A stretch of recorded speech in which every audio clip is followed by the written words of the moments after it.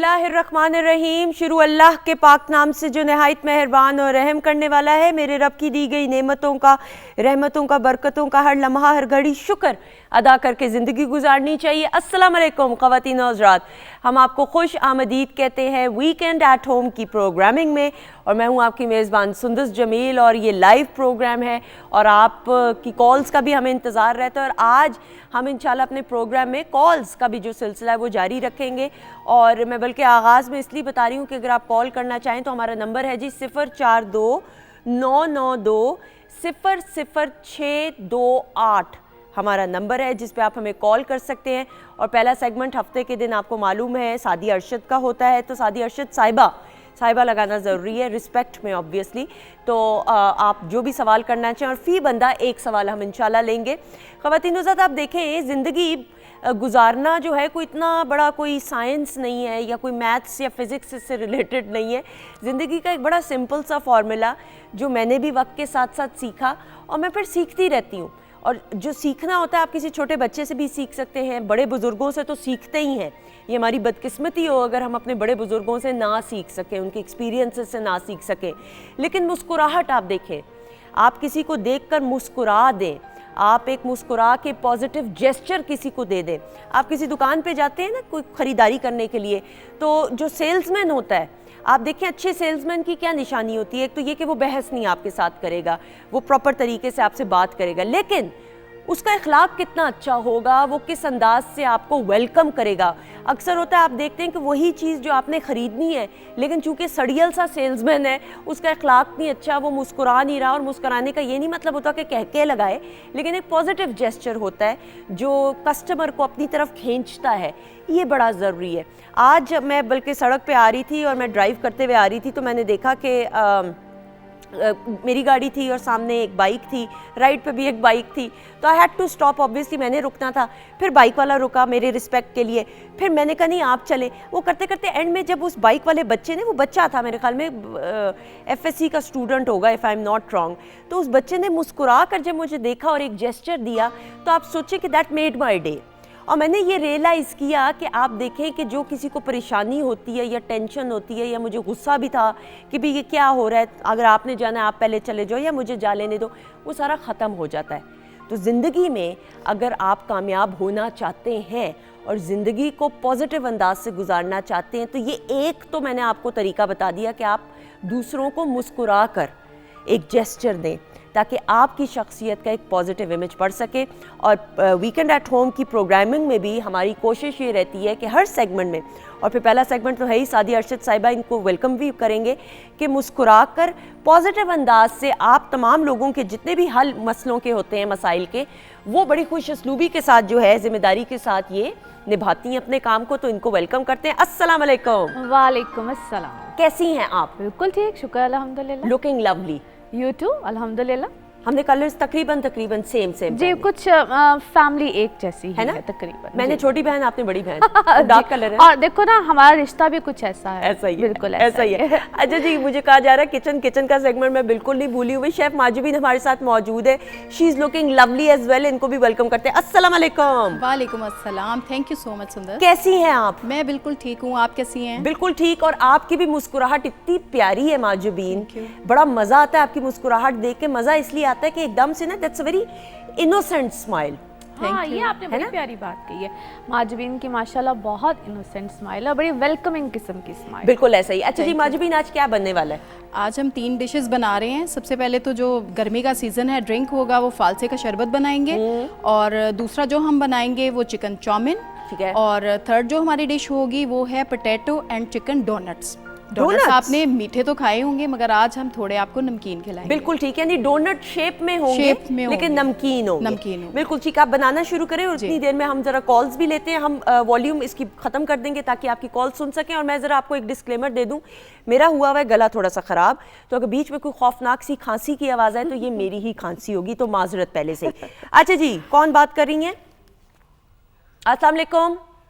वालेकुम अस्सलाम। आपकी क्या हाल है? बिल्कुल ठीक, जैनब है डस्का से। आप ठीक हैं? जी, मैं अपने मामू के बारे में पूछना चाहती हूँ। जी बताएं। मेरे मामू का नाम है अमर सादात। साफ आवाज नहीं आ रही बिल्कुल भी, प्लीज जरा थोड़ा सा दोबारा बोले। मेरे मामू का नाम है न्यू स्टार है। अच्छा, एक काम करते हैं, कोई इशू नहीं है, आप ऐसा कीजिए कि जो पैनल पे हमारे प्रोड्यूसर्स हैं और टीम है उनको अपना नाम और डिटेल्स लिखवा दें, फिर मैं आपका नाम और मसले को शामिल करती प्रोग्राम में। बहुत शुक्रिया। टीवी की वॉल्यूम कम कीजिए प्लीज़ जब आप कॉल करें, मेक श्योर कि आपकी जो टेलीफोन लाइन है उसमें कोई डिस्टॉर्शन ना हो। जी सादिया। अच्छा, आज हम थोड़ा सा डिस्कस करेंगे क्योंकि बहुत अरसे से ना ये हमारे यहाँ एक बड़ा कॉमन सा एक बात आ जाती है कि हम दूसरों से ना बहुत ज़्यादा एकदम से ना हसद करते हैं। हासिद क्या होता है? बेसिकली हम बात करते हैं कि हासिद क्या होता है। तो हासिद जनाब वो होता है जो कि अल्लाह की तकसीम से राज़ी नहीं होता है। ठीक है, अल्लाह ने आपको कुछ देना है, मुझे कुछ देना है, ये जो मेरे भाई यहाँ पे बैठे हुए इनको कुछ और देना है, माजबी ने इनको कुछ और देना है। तो जो हम एक दूसरे से जो हम एक वो रखते हैं ना, किरसा रखते हैं कि इसके पास ही क्यों है, मेरे पास नहीं है, तो हम इसका मतलब है कि अल्लाह ने जो आपको दिया है, मुझे दिया, ये एक तकसीम है ना, अल्लाह ने बांटा हुआ है, तो हम इससे राज़ी नहीं है। तो इसका मतलब है कि हम अपने रब से राज़ी नहीं। बिल्कुल सही। तो सबसे पहले तो आप अपने अंदर से इस चीज़ को ख़त्म करें। तो जब हम बात करते हैं पॉजिटिविटी की, अपने अंदर पॉजिटिविटी, तो भाषण देना तो भाई बहुत आसान है। हम हर किसी को यहाँ बैठ के कह देते हैं पॉजिटिविटी लेकर आए, अपने अंदर positivity, it is very easy to say, मगर इसको अपनाना, अडॉप्ट करना, इट इज़ वेरी डिफिकल्ट। और जिन्होंने इसको अपनाया होता है उनके चेहरे से और उनकी शख्सियत से वो झलक रही होती है। आपने बड़ी प्यारी बात कही है, बहुत खूबसूरत बात कही है। और जो आपने सबसे अच्छी बात कही मुस्कुराहट की, आप यकीन जानिए उनकी शक्ल पे वाकई ही मुस्कुराहट होती है, एक पॉजिटिव जेस्चर होता है, फेक स्माइल नहीं होती है, वो पता चल जाता है। बिल्कुल सही। सबा हैं जी, कहाँ से? खटक खुशाब से। ओके जी सबा, अस्सलाम वालेकुम। वालेकुम सलाम, कैसे हैं आप? अल्लाह का शुक्र, थैंक यू, आपकी आवाज बहुत क्लियर आ रही है। बताइएगा जी, क्या पूछना चाहेंगी? जी, मुझे अपनी सिस्टर के बारे में पूछना है। जी बताएं। उनकी डेट ऑफ बर्थ है 11 जुलाई 1988। 1988। और नाम क्या है? समीना। समीना। और शहर कौन सा है? जी जिला खुशाब, लेकिन गांव पड़ता है, जिला वेस्ट। ओके, क्या पूछना चाहेंगी? मुझे उसकी शादी के बारे में पूछना है, और वैसे कंपेटिबिलिटी जो होती है वो हम चेक करवा लेंगे अगर किसी से हुआ, लेकिन मैरिज का ये है कि कहाँ पे होगा, अपनों में, घरों में, और कब तक होगा। और बाज़ औक़ात में कहते हैं कि मंगलिक है तो कोई सिचुएशन ठीक नहीं चल रही, या पहले उसका वैसे हुआ था तो वो काम बना नहीं है। तो आप काइंडली थोड़ा फ्यूचर के बारे में जरा वजाहत से बताइए। ओके, कोई मसला नहीं, हमारी दुआएं आपकी बहन के लिए। बहुत शुक्रिया जी, बहुत है, बहुत थैंक यू जी। अच्छा जी, जैसे कि ऑलरेडी मेंशन कर चुकी हैं कि एक दफ़ा उनका रिश्ता हुआ या जो भी सिलसिला बना वो कायम नहीं रह सका, बात नहीं चल सकी, तो परेशानी की कोई बात नहीं है। कुछ ज़िंदगी में चीज़ें होती हैं, ख़त्म हो जाती हैं, और अच्छे के लिए ही होता है। जो होता है याद रखिएगा, अच्छे के लिए होता है। अच्छा जी, अब ये जो साल चल रहा है, इससे जो अगला साल यानी कि नवंबर के बाद जो मामलात सिलसिले चलेंगे, एक तो उसमें थोड़ी सी बेहतरी आएगी, लेकिन जो अगले साल का अप्रैल होगा, जो अगले साल का अप्रैल आएगा उसमें बेहतरी आएगी। इस साल के नवंबर में भी देखिएगा कुछ सिलसिले अच्छे मामलात चलेंगे, तो उसमें पॉजिटिविटी का एक वक्त, इसको हम कहते हैं, शुरू होगा, यानी कि इनके लिए मामलात अच्छे शुरू होंगे, बेहतरी आएगी। अपनी सेहत का ये ख्याल रखें, सेहत के हवाले से चीज़ें अच्छी नहीं हैं। जो मंगलिक होने का इन्होंने वर्ड यूज़ किया है, मैं थोड़ा सा यहाँ पे मेंशन कर दूँ, बेसिकली होता क्या है। प्लैनेट मार्स को बेसिकली ये कहा जाता है, वैदिक एस्ट्रोलॉजी में इसको यूज़ किया जाता है, वेस्टर्न एस्ट्रोलॉजी से इसका कोई ताल्लुक नहीं है। वैदिक को मैं फॉलो करती हूँ। इसमें ज़रूरी होता है, जो बाबा बोलते हैं ना, अपनी कंपैटिबिलिटी चेक कराएं, जैसे आपको, हाँ जी, आपको अपना बर्थ चार्ट पता है, जिसके साथ शादी होने लगे, रिश्ता या निस्बत तय होने लगे, उसकी भी डेट ऑफ बर्थ के साथ अपना जायचा बनवाएं। 2 लोगों का इकट्ठे बर्थ चार्ट बनता है, फिर देखा जाता है कि क्या 2 लोगों के दरमियान कंपैटिबिलिटी है या नहीं है। अपेरेंटली लोग बहुत अच्छे बन के आते हैं, अंदर की कहानी यहाँ से खुद। बिल्कुल सही। अच्छा जी, तैयबा है बहावलपुर से, अस्सलाम वालेकुम। वालेकुम अस्सलाम। सुंदर साहब, क्या हाल है? अल्लाह का शुक्र, दुआएं। आप बताओ कैसे हो, ठीक हो? जी अल्हम्दुलिल्लाह। जी, क्या पूछना चाहोगे और किसके बारे में? वो अपने बारे में पूछना था, वो रिश्ते वगैरह की, शादी के बारे में, रिश्ता नहीं हो रहा, इसके बारे में आप बता रहे हैं। ठीक है, नाम क्या है उनका? तो मैं अपनी बात कर रही हूँ। अच्छा ओके, सॉरी, मैंने कहा अपनी बड़ी बहन का। ओके सही जी, बताएं डेट ऑफ बर्थ और ईयर। 23 अक्टूबर 2000 पूरा। ठीक है जी, और किस शहर में पैदा हुई थी? ये हमारा फोटाबाद का एरिया है, यहाँ पे भावलनगर में। ठीक है, भावलनगर के पास ही है। 23 अक्टूबर। 23 अक्टूबर, कौन सा सन था? सॉरी, 2000 पूरा। पूरा 2000। अच्छा, पूरा 2000। ओके जी, अपने और तो नहीं आपने कुछ इनसे डिटेल पूछनी? ठीक है जी, thank you so much. Live जवाब सुनिएगा जी। अच्छा, इन्होंने अपनी ओवरऑल मेरा ख्याल है कुछ चीज़ों के बारे शादी में का पूछा पूछा है, है शादी और का। शादी के बारे में पूछा है। अच्छा देखिए बेटा, अभी तो आप you are too young, True, ठीक है, true. और मुझे पता है आपको ज़िंदगी में ना अपनी चीज़ों की, इसको हम कहते हैं कामयाबी चीज़ें, जल्दी जल्दी चीज़ें हो जाए, कुछ इसको हम कहते हैं कि अपनी जगह से निकलने का भी होता है, बस चीज़ें सेटल डाउन लेकिन हो जाए। स्टैंडर्ड तो 23 साल की अगर ये हैं, जिस तरह 2000 में पैदा हुई, तो जी, ये टाइम ठीक नहीं? हाँ ठीक है, लेकिन इनके लिए कुछ चीज़ें लेट आएंगी, ओके, कुछ ओके। चीज़ों में ताख़ीर होगी, लेट आएगी। वैसे इस साल में मुझे ऐसा लगता है कि आजकल में भी इनके कुछ रिश्ते, चीज़ें, कुछ सिलसिले चल रहे ठीक है। होंगे, उसमें देखिए इंशाल्लाह ताला कोई बेहतरी आने के चांस है। बिल्कुल ठीक जी। कॉलर हैं हमारे साथ? ओके ठीक है, आपको दोबारा कॉल का बता दूं, नंबर 042992000628 हमारा नंबर है, जिस पे आप हमें कॉल करके सादी अरशद से कोई सवाल करना चाहें, लेकिन एक सवाल, फी बंदा एक सवाल, और टेलीफोन की आवाज़ आपने देखना है कि प्रॉब्लम ना हो, और टेलीविज़न की आवाज़ कम रखिएगा, बिल्कुल बंद कर दीजिएगा। अच्छा सादी, हम हसद और उसके हवाले से बात करें, कौन से ऐसे स्टार्स हैं जो ज़्यादा इसकी जद में आते हैं, या तमाम ही स्टार्स आते हैं? अच्छा देखिए, हर शख्स आता है, हर कोई आता है।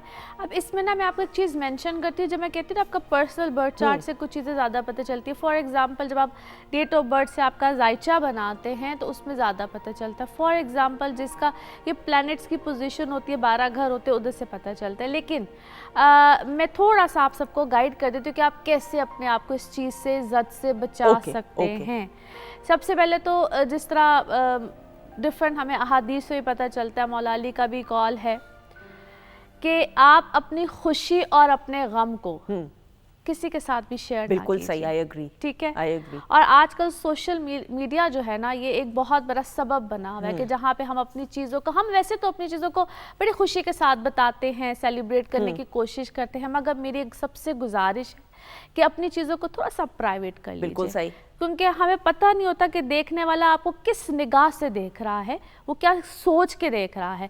हमें माशाल्लाह कहने में बड़ी प्रॉब्लम है, अक्सर लोग नहीं बोलते हैं, नहीं कहते हैं, जबकि बोलना चाहिए। किसी अच्छी चीज़ को देखो, अच्छी बात को समझो, देखो तो फौरन बोलिए। इस पे मैं मजीद बात करती हूँ, चूंकि कॉलर्स का है ना, तो मैं चाहती हूँ उनका टाइम भी। जी फाइजा हाफजाबाद से, अस्सलाम वालेकुम।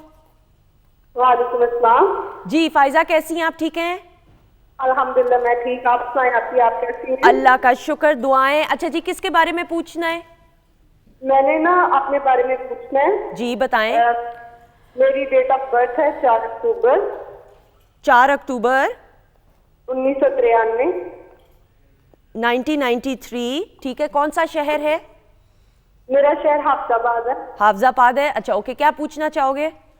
मैं शादी के बारे में पूछना चाह रही हूँ। शादी नहीं हो रही, काफी रिश्ते देखे हैं, कहीं भी नहीं बात चल रही, तो इसलिए मैंने पूछना था किस सन में होगी, अपनों में होगी या गैरों में होगी, अगर होगी तो लाइफ कैसे गुजरेगी? ठीक है, ठीक है, इंशाल्लाह ताला।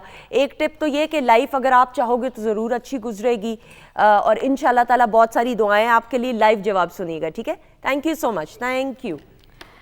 अच्छा देखिए बेटा, एक तो आप माशाल्लाह बहुत अच्छे हो, थोड़े से स्टबर्न हो, जिद्दी जिसको कहते हैं, और अपनी मर्जी मनपसंद से कुछ चीज़ों को करना चाह रहे थे। अभी रिसेंटली नवंबर के बाद से सोच आपकी तब्दील हुई है, ज़िंदगी गुजारने के कुछ तरीके से लेके आपने भी कुछ तब्दील किए हैं, पहली चीज़। ठीक है।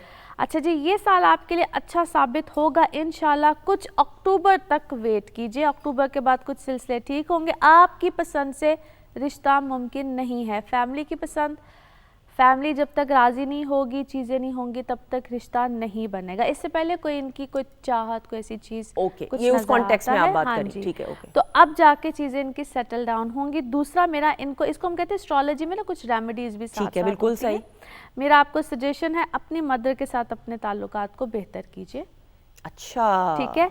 और जब आपकी ये चीज़ें होंगी तो आपके मामलात खुद ब खुद ठीक हो जाएंगे। बिल्कुल सही। It's a tip for you. बिल्कुल सही। और ये टिप तो तमाम बच्चों के लिए कि अपनी माँ और बाप, अपने वालिदैन के साथ, और कल वैसे भी मदर्स डे है ख़वातीन और हज़रात, लेकिन हमें माँ बाप से मोहब्बत के इजहार के लिए किसी एक दिन की ज़रूरत बिल्कुल नहीं है। हर लम्हा, हर घड़ी आपको अपने माँ बाप की इज़्ज़त, उनकी कदर करनी चाहिए, और जितना हो सके उनकी खिदमत करें। गो कि आप सारी ज़िंदगी भी लगे रहेंगे तो आप इंसाफ नहीं कर सकते, और बड़ी बदकिस्मत वो औलाद होती है जो अपनी माँ बाप की इज़्ज़त ना कर सके, या उफ़ भी आ जाए ना आपकी ज़बान पे, तो आप समझ लें कि फिर आपको अपने रब की रज़ा हासिल नहीं होती। तो प्लीज़ खुदा अपने माँ बाप की जितना हो सके दुआएं समेटे। अच्छा जी, कौन है कॉलर? अरीबा है गुजरात से। अस्सलाम वालेकुम अरीबा। जी वालेकुम सलाम। मैम मुझे अपने भाई के बारे में पूछना था कि वो बाहर जा सकेगा? भाई के बारे में, ठीक है। भाई का नाम क्या है? मोहम्मद वलीद रहमान। मोहम्मद वलीद रहमान, ठीक है जी। क्या डेट ऑफ बर्थ है? 6 अक्टूबर 2004। ठीक है, 6/10/2004। जी जी जी ठीक है जी, थैंक यू सो मच। आपने यही पूछना कि बाहर जा सकेंगे कि नहीं, राइट? जी, और मुझे कुछ पर्सनल पूछने हैं, अगर मैम सादिया का नंबर मिल जाए तो। ओके, ठीक है, ठीक है, डन है। थैंक यू जी। अच्छा, बाहर जाने का आपने पूछा है तो मुझे ऐसा लगता है कि ये वक्तन फ़वक्तन कोशिश करते हैं, मगर जिस होता है ना कि आप कुछ चीज़ें इनकम्प्लीट है, चाहे कोई पेपर वर्क है, डॉक्यूमेंटेशन है, बट माय सजेशन कि ज़्यादा कोशिश ना करें, शायद बहुत कामयाबी ना आ सके। और ये पहले भी कोई कोशिश वगैरह कर चुके हैं। अगर आपको कोशिश बहुत करनी ही है, क्योंकि इनके भाई की एक, चलिए मैं आपको टिप देती हूँ, ये अपने, इनका जो भाई है ना, अपनी फैमिली का सबसे डिफरेंट बच्चा है। अच्छा, ओके। डिफरेंट आदतों में है, एजुकेशन में है, हर चीज़ में। कोई टेक्निकल एजुकेशन लेंगे, एजुकेशन भी कंप्लीट नहीं है, अभी तक कंप्लीट नहीं है, ठीक है। कुछ चीज़ें अधूरी हैं इनकी ज़िंदगी में। और ये अगर कुछ कोशिश करना भी चाहते हैं, जो ये बहुत तंग कर रहे होंगे इस वक्त यकीनन, तो ये कुछ कर लें, अगस्त में कोशिश कर लें, अदरवाइज़ कोई बहुत ज़्यादा तवक्को मत रखिएगा। ओके, बिल्कुल सही जी। कॉलर हैं हमारे साथ। ओके जी, कॉल ड्रॉप होगी, सॉरी, आपको वेट करना पड़ा। 042992000628 हमारा नंबर है। हफ्जा हैं जी, कहाँ से? अस्सलाम वालेकुम। वालेकुम सलाम, आप कैसी हैं आप? बिल्कुल ठीक। गुजर खान का मौसम कैसा है? ठीक है जी बिल्कुल, बहुत अच्छा है, धूप निकली हुई है। अच्छा, ओके, गुड गुड। अच्छा, मुझे ये बताइएगा कि क्या पूछना चाहेंगी? अपने छोटे भाई के बारे में सवाल करना है। ठीक है, भाई का नाम बताएं। मोहम्मद अब्दुल्ला। मोहम्मद अब्दुल्ला। और डेट ऑफ बर्थ और ईयर? 28 फरवरी 2007। ठीक है, 28 फरवरी 2007। ठीक है जी, क्या पूछना चाहेंगी? उसके एजुकेशन के बारे में सवाल करना है। एजुकेशन के बारे में, ओके, ठीक है, थैंक यू सो मच, बहुत शुक्रिया जी। अभी बात सुने। जी जी, प्लीज प्लीज बताएं। और एक्वेरियस स्टार की थोड़ी सी डिटेल भी बता दें। क्या चीज?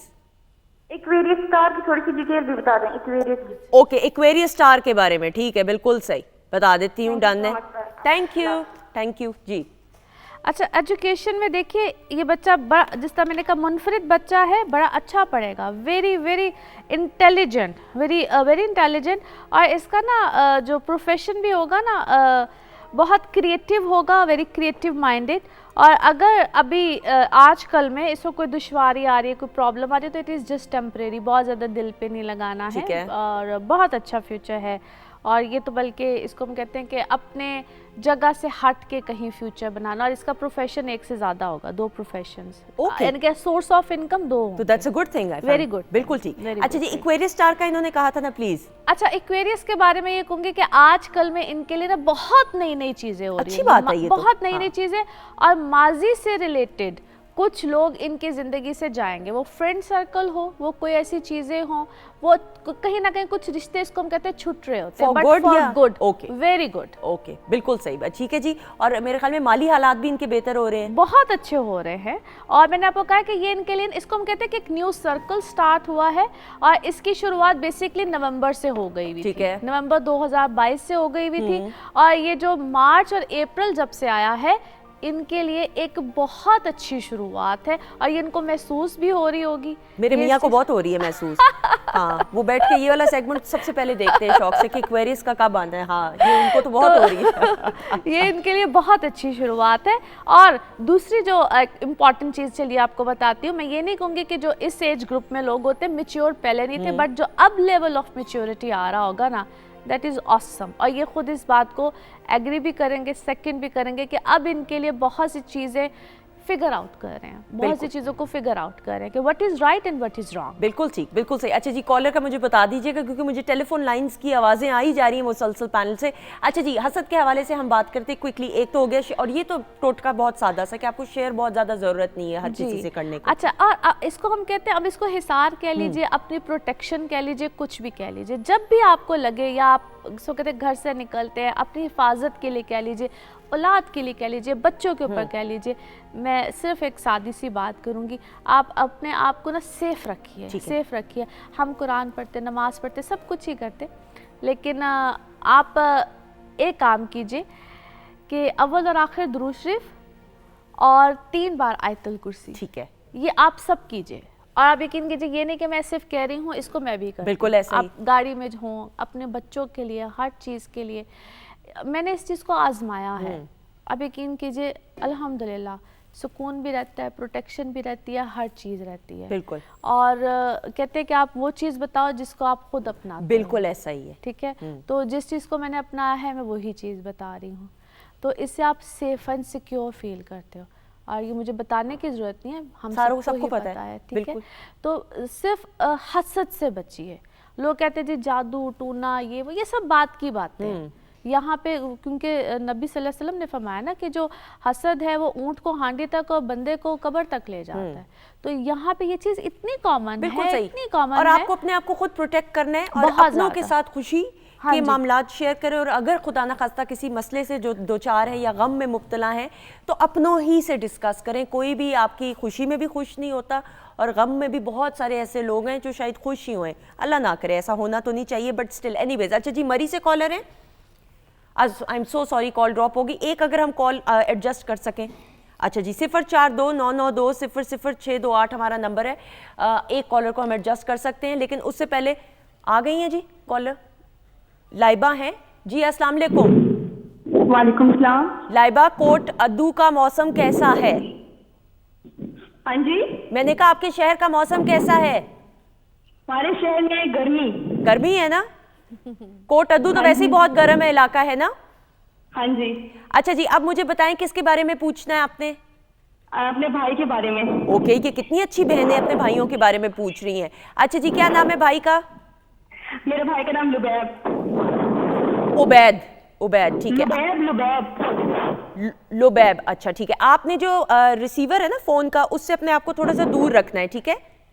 अच्छा। आप भाग तो नहीं रही हो ना कहीं? नहीं। अच्छा ठीक है, क्योंकि लग रहा है कि जैसे थोड़ा सा आप भाग रही हो कहीं पे। अच्छा, अब मुझे बताएं कि क्या डेट ऑफ बर्थ है उनकी? क्या चीज? डेट ऑफ बर्थ उनकी 30 सितंबर 2004। ओके, 30 सितंबर 2004। क्विकली बताएं क्या सवाल करना है? उसके बारे में पूछते कि वो कारोबार करेगा कि नहीं, कि वो एफएससी कर रहा है। ओके ठीक है, thank you so much. Live जवाब सुनिएगा। अच्छा, मजे की बात बताओ, ये ना सवाल से ज्यादा ना कभी कभी को पता है बहनें शरारत कर रही होती है और उनके बारे में पूछना। अच्छा, मुझे लगा है वैसे शरारत है ना? हाँ। ये शरारती फोन, लेकिन प्यारी वाली बहन है। हाँ, प्यारी वाली बहन। अच्छा जी, अच्छा जी, बिल्कुल वो काम करेंगे। आपका भाई अच्छा है, अभी वो पढ़ तो रहे हैं, लेकिन मैं आपको बताऊं इनकी पढ़ाई में भी कुछ गड़बड़, कुछ ठहराव, कुछ डिस्टर्बेंस ही है। भाई मूडी है आपका, और ये कहीं ना कहीं कभी पढ़ता है, कभी चीज़ों को बीच में छोड़ता है, बट डेफिनेटली ये कोई काम करेंगे। और बल्कि इन्होंने कहीं बीच में कोई काम स्टार्ट कर दिया है, काम को भी स्टार्ट करके कोई छोड़ी से ना, चेंज है बार बार, काम में, पढ़ाई में, हर चीज़ में। मूडी बच्चा है ये, अब से कोई 3 साल के बाद जाके अपनी ज़िंदगी में स्टेबल होगा। बिल्कुल सही। और इसी के साथ आपका शुक्रिया अदा करते हुए थैंक यू सो मच, बहुत बहुत शुक्रिया। और ख़वातीन उज़्ज़त प्रोग्राम का सिलसिला जारी है, और वीकेंड एट होम में हमारी कोशिश ये रहती है, ज़रा मैं खड़े होकर तारुफ कराना चाहूँगी कि म्यूज़िक का एहतमाम ख़ास तौर पर जो है उसका जो है सिलसिले का जो सिलसिला है वो जारी और सारी रहना चाहिए। और पाकिस्तान की अगर हम बात करें, अल्हम्दुलिल्लाह Pakistan is blessed. Music industry में आप देखें इतने बड़े बड़े ऐसे नाम आए जिन्होंने पूरी दुनिया में पाकिस्तान का नाम रोशन किया, और उनमें से एक ऐसा सितारा जो हमेशा हमारे दिलों में अपने काम की, अपने फ़न की वजह से, और ये रस्मन में जुमला महनाज जी के बारे में बिल्कुल नहीं इस्तेमाल कर रही। महनाज जी जैसी जो सिंगर हैं वो बहुत सदियों में एक बार आती हैं, और उनकी जो कंट्रीब्यूशन रही है उनकी आवाज़ के ज़रिए, उनके अच्छे अखलाक के ज़रिए, उनकी शख्सियत के ज़रिए, उनके नाम को आगे लेकर बढ़ी उनकी बहन। और अरूसा अली साहिबा से मुलाकात का मुझे हमेशा बहुत शौक़ था। फाइनली कराची से ख़ास तौर पे तशरीफ़ लेके आई हैं, और अरूसा जी की जितनी पॉजिटिव शख्सियत है, जितनी खूबसूरत बबली शख्सियत है, उतनी ही प्यारी आवाज़ से अल्लाह ताला ने इनको नवाजा है। तो आज महनाज जी को ट्रिब्यूट पेश करते हुए हम दावत देना चाहेंगे बहुत अपनाइयत और प्यार के साथ अरूसा अली जी को। आ जाइएगा। अस्सलाम वालेकुम, कैसी हैं आप? I'm fine. How are you? बिल्कुल ठीक, आ जाइएगा। Nice to see you. पहले ट्रैक की जो फरमाइश है मैं होती एक मोरनी, जी जी। प्लीज।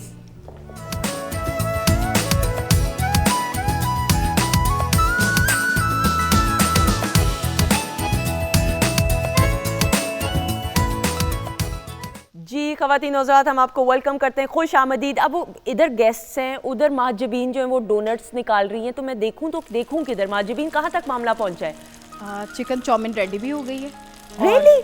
बिल्कुल। आप पहले बना के लाती हैं या इधर ही बनाती हैं? नहीं, सब कुछ इधर ही बना है।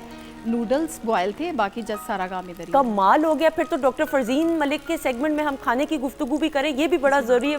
ख़वातीन हज़रात, डॉक्टर फरजीन मलिक साहिबा को हम वेलकम करेंगे। ये अगैन वीकेंड एट होम का एक बड़ा मकबूल तरीन सेगमेंट है तमाम सेगमेंट्स की तरह। अस्सलाम वालेकुम। बहुत नवाजिश आपकी। कैसी और हैं thank you। आप? बिल्कुल ठीक ठाक, आप कैसी हैं? बिल्कुल ठीक। और आपका ट्रिप कैसा रहा स्कर्दू का? मैं कहती हूँ जन्नत नज़ीर है ना, माशाल्लाह। हाँ, स्कर्दू नहीं, मैं गई थी हुंजा। हुंजा, ओके, सॉरी, हाँ, हुंजा। और वहाँ पे सुंदस, आपने देखा होगा तस्वीरों में कि मैंने वो स्नोफॉल देखी। नहीं, मैंने नहीं देखा, मैं जेलस हो रही थी। मैंने देखा, मैंने उधर ही जेलसी में बन, मैं क्यों ना बोलूँ, ये वाली हसद खैर है, ये कोई नहीं होता। वो सादिया वाली जो थी ना, जो हम बता रहे थे उस सेगमेंट, वो नहीं सही। अच्छा भाई, एक और हमारी बहुत खास मेहमान पाकिस्तान टेलीविजन नेटवर्क की फैमिली का हिस्सा है। पीटीवी कराची के प्रोग्रामिंग्स में इनको आपने हमेशा देखा, लेकिन सिर्फ पीटीवी कराची की नहीं, जितनी भी प्रोग्रामिंग्स होती हैं, अल्लाह ताला ने इनको बहुत खूबसूरत आवाज़ से नवाजा है, जिसका मैंने तारुफ पहले भी कराया है। लेकिन मैं इसलिए कराना चाहती हूँ कि इनका मेरा प्यार ऐसा है, ऑल्दो मुलाकात पहली बार हो रही है, लेकिन बहुत ही एक पढ़े लिखे ख़ानदान, बाशऊर ख़ानदान से ताल्लुक़ है। इनके वालिद साहब की बात करें, एयरफोर्स में विंग कमांडर रह चुके हैं, और इनकी बात करें, वेल लर्नड है। हमारे साथ मौजूद हैं अरूसा अली साहिबा। अस्सलाम वालेकुम एक बार फिर। वालेकुम अस्सलाम दोबारा। कैसी हैं आप? वैसी। Thank you so much. Thank you so much. आपका बहुत शुक्रिया प्रोग्राम में तशरीफ लेके आई। और मैं भी थैंक यू कहूंगी, आपने बुलाया। नहीं, मोहसिन भाई ने तो बहुत ज्यादा फोर्स किया। नहीं, so I am here with you. आपका तो जरूरी था आना, आपके बगैर तो फिर अगर आप आई नहीं, मुझे भी पता होता तो मैंने तो आपको पकड़ के ले आना था। Thank you so much. Surprise for you people. Thank you, बहुत शुक्रिया, बहुत अच्छा, शुक्रिया। ये नया जवाब है। उन्होंने, आपने पूछा आप कैसी हैं, उन्होंने कहा वैसी। अच्छा है। वैसी कैसी? जैसे इन्होंने छोड़ा था। इन्होंने आपको कभी नहीं छोड़ा, मैंने सुनने में मैंने आया। पकड़ा कब था, जब छोड़ा था। ये भी जो नहीं, थैंक यू, आपका प्यार है। अच्छा जी, बता रही थी आपके कैसा रहा फिर माशाल्लाह ट्रिप? बड़ा अच्छा रहा। और मेरा ख्याल है कि पता है सुंदर, जब हम वहाँ जा रहे थे ना, तो वहाँ एक जगह है जिसको उन्होंने लिखा हुआ है मिनी स्विट्जरलैंड। ठीक है, बिल्कुल तो ऐसा मैंने ही है। फिर अपनी एक वीडियो बनाई, उसमें मैंने लिखा भाई वो मिनी होगा स्विट्जरलैंड, ये एक्चुअल स्विट्जरलैंड तो हमारा मुल्क है जो इतना अच्छा ऐसा ही है। और इतना खूबसूरत। एक हम गए सतरंगी लेक के ऊपर, वो आपने 1.5 घंटा ऑफ रोडिंग करके जाना होता है। मैं कहती हूँ इतना खूबसूरत। लेकिन एक छोटी सी गुजारिश हाँ, मैं सब नाजरीन से, सही कह रही। गुजारिश ये है कि उसके अंदर भी ना, ऑफ रोडिंग करके भी गए ना, तो उसके अंदर लोगों ने चिप्स के पैकेट और बोतलें फेंक गलत बात। तो हमारी एक छोटी सी इल्तिजा है सब व्यूअर्स से कि अपने जानने वालों को सबको कहें कि जहाँ जहाँ जन्नत हो, खूबसूरत जगह हो, अपना मुल्क, सब अपनी माँ खूबसूरत है, प्लीज डोंट लिटर। और देखें, आप अपने मुल्क का खुद इंफरादी सतह पे ख्याल रखें, तो फिर जाके एक एक शख्स की कोशिश काविश। अरूसा जी कहीं जाती हैं, मैं जाऊं, टिशू ना फेंकें, कूड़ा ना फेंकें, कोई लिफाफा साथ, देखें बाशऊर जितने लोग होते हैं वो साथ साथ गार्बेज बैग्स लेके जाते हैं। उसी में अगर पिकनिक कर रहे होते हैं तो जो भी गार्बेज होता है, अगर उधर उनको नहीं कोई डस्टबिन मिलता, वो उसको वापस डाल के उस लिफाफे या जो भी बैग के अंदर वो डिस्कार्ड करते हैं जहाँ पे प्रॉपर जगह होती है। आप खुद अपने मुल्क को, अपने माशरे को साफ सुथरा रखेंगे तो जाके फिर बात बनेगी। और एक एक शख्स की कोशिश काउंट करती है, क्यों अरूसा जी? बिल्कुल बिल्कुल, हमें अपने मुल्क को साफ सुथरा रखना चाहिए। और मैं यही कहूँगी कि हम सब पाकिस्तानी हैं, हर मुल्क का चप्पा चप्पा हमारे लिए बहुत अजीज़ है हमें। तो अगर हम खुद ही नहीं साफ रखेंगे तो हम दूसरों को क्यों कहेंगे? बिल्कुल ऐसा, दैट इज़ वेरी ट्रू। अच्छा जी, अब सिलसिला कुछ यूँ है, सफाई की तो हम बात कर रहे हैं, लेकिन जो एक बॉडी की फंक्शनिंग है उसके लिए भी सफाई का होना, और वो आप अपनी ग़िज़ा के ज़रिए करते हैं कि व्हाट यू आर ईटिंग कितना हेल्दी है कितना नहीं। डॉक्टर साहब, मेरा तो गला हुआ हुआ है ख़राब ना, ये वायरल इन्फेक्शंस भी चल रही हैं, बहुत सारे लोगों को गैस्ट्रो का प्रॉब्लम हुआ हुआ है, ये मौसम भी ऐसा है। थोड़ा सा बताते हुए कि ये क्यों वबा फैली हुई है और खाने का कितना एहतियात करनी है कि बाहर से कितना खाएं कितना ना खाएं। सुंदर साहब ने बिल्कुल ठीक कहा। मेरी फ्रेंड जो है, जो गवर्नमेंट सर्विस में, she is in services hospital, तो मेरी उनसे बात हो रही थी, तो कहने लगी मैं तुम्हें क्या बताऊं कि इतना इमरजेंसी का लोड है ड्यू टू गैस्ट्रोएंटराइटिस, इतने लोगों को फूड पॉइजनिंग हो रही है। अब उसकी डिफरेंट वजूहात है। एक तो हो गया बैक्टीरिया वायरस, जिसके बारे में हम अक्सर बात करते हैं कि जी खाने में बैक्टीरियल पोल्यूशन हो, कंटेमिनेशन हो, आपने वो खाना खा लिया। मसलन आजकल फालसे के जूस से बड़ी तवाज़े की जाती है लोगों की, वो बना रही हैं फालसे का जूस। तो फालसे का जूस, यही तो हम बताने वाले हैं कि फालसे का juice have it when it's fresh. Okay, please उसको अगर आप एक दफा फ्रिज में रख देते हैं तो उसको 12 घंटे के बाद मत कंज्यूम कीजिए अनटिल एंड अनलेस आप उसको फ्रिज में फ्रीज कर रहे हैं। Okay. जैसे कई लोग होते हैं ना, वो उसकी क्यूब्स जमा लेते हैं, जैसे बर्फ की क्यूब्स होती हैं, और फिर वो उसको पानी, लेकिन उसको ज्यादा देर फ्रिज में नहीं। इसी तरह वाटरमेलन है, खरबूजा है, ये दो ऐसी चीजें हैं जो कि हम काट के तो रख देते हैं फ्रिज के अंदर कि जी कल खाएंगे। पहली चीज, उतना ही काटे जितना खाना है, और दूसरा ये कि एक दिन से ज्यादा नहीं आप रखेंगे, क्योंकि इस वक्त बैक्टीरियल मल्टीप्लिकेशन की बात नहीं है, बात है टेम्परेचर डिफरेंस की। इसी तरह जो आप गले की खराबी की बात कर रही हो, तो अब ये है कि आप एसी वाली गाड़ी में जाते हो या ठंडी हवा में जाते हो, मौसम भी इन एंड आउट है, फिर आप गर्म हवा में जाते हो, नहा रहे हो, कभी गर्म पानी से यूज कर रहे हो, कभी ठंडा पानी यूज कर रहे हो, तो वो टेम्परेचर वेरिएशन गले को एलर्जी के थ्रू खराब कर सकती है। आइसक्रीम, आइसक्रीम जो है ना, वो कभी खराब नहीं करती गले को, ये हमारी एक पुरानी नोशन है, और वो तब खराब करती है जब आपका गला बहुत गर्म है और आप उसके ऊपर आइसक्रीम खा लें या बर्फ वाला पानी पी लें। आइसक्रीम इटसेल्फ तो दूध की बनी होती है, आइसक्रीम इटसेल्फ के अंदर बेचारी के अंदर कुछ नहीं है, आइस होती है, लेकिन जैसे लेकिन आइस जो है, ना, ice is not bacterial contamination, ice is temperature difference. मैं यही तो बात कर रही हूँ कि आपने ये ख्याल रखना है कि अगर जैसे सुबह उठे हैं तो लोग ठंडा पानी पी रहे हैं, बी वेरी केयरफुल। जब आप सुबह उठते हैं, आपका बॉडी टेम्परेचर एक डिफरेंट है, आराम से आप रूम टेम्परेचर वाटर पिएं। स्पीकिंग ऑफ वाटर, सुंदर, बहुत सारे लोग जो है आजकल कंटेमिनेटेड वाटर से बीमार हो रहे हैं। बिल्कुल ऐसा तो ही इसलिए पानी को जब वो फुल बॉइलिंग पे आ जाए, 1 मिनट बॉईल करके किसी साफ सैनिटाइज कंटेनर में रखें और उसके ऊपर टाइट लिड रखें। जो खाना खा रहे हैं, मसलन जो आप घर में भी जो सालन वगैरह ले रहे हैं, उनको जब आपने खा लिया है तो उसके बाद आप उसको टाइट कंटेनर में बंद करके फ्रिज के अंदर रखें, उसके ढकने खुले नहीं छोड़ने। ठीक है, बिल्कुल ठीक है, क्योंकि फ्रिज के अंदर भी फंगस होती है जो कि जाके अटैक कर सकती है फूड। अच्छा, अब फ्रिज के अंदर आप बात करें, उसमें अंडे भी पड़े हैं, पुराना सालन भी रखा हुआ है, आटा भी रखा हुआ है, गूंद के दवाइयां भी रखी हुई हैं। अब वो दवाई जो है, शरबत, वो टिप टिप टिप करके नीचे भी गिर रहा है। मैं सिर्फ वैसे, मैं अपनी जनरल नॉलेज के लिए, तो जिस तरह कटा हुआ तरबूज होगा जिसको सील भी नहीं किया, उस सब का असर उस पे नहीं जाएगा, मतलब इनडायरेक्टली एक चीज को आपने बंद कर दिया। बिल्कुल, क्रॉस कंटेमिनेशन होती है ना। और जैसे आप कह रही हो, अंडा इटसेल्फ जो है ना, जैसे अंडे धो के तो नहीं लोग बेचते, तो वो इसी तरह लोगों ने रखे होते हैं, तो उसके ऊपर से भी काफी कंटेमिनेशन आ सकती है। अंडा जो, अच्छा एक और चीज, काफी लोग क्रैक्ड अंडा भी जरा सा होना, उसको कहते हैं कोई बात नहीं, यूज ऐसा ही है, मैंने देखा उसके अंदर मैक्सिमम कंटेमिनेशन हो जाती है, क्योंकि उस क्रैक के थ्रू आखिर अंदर एक ऐसी चीज है जो कि उसके अंदर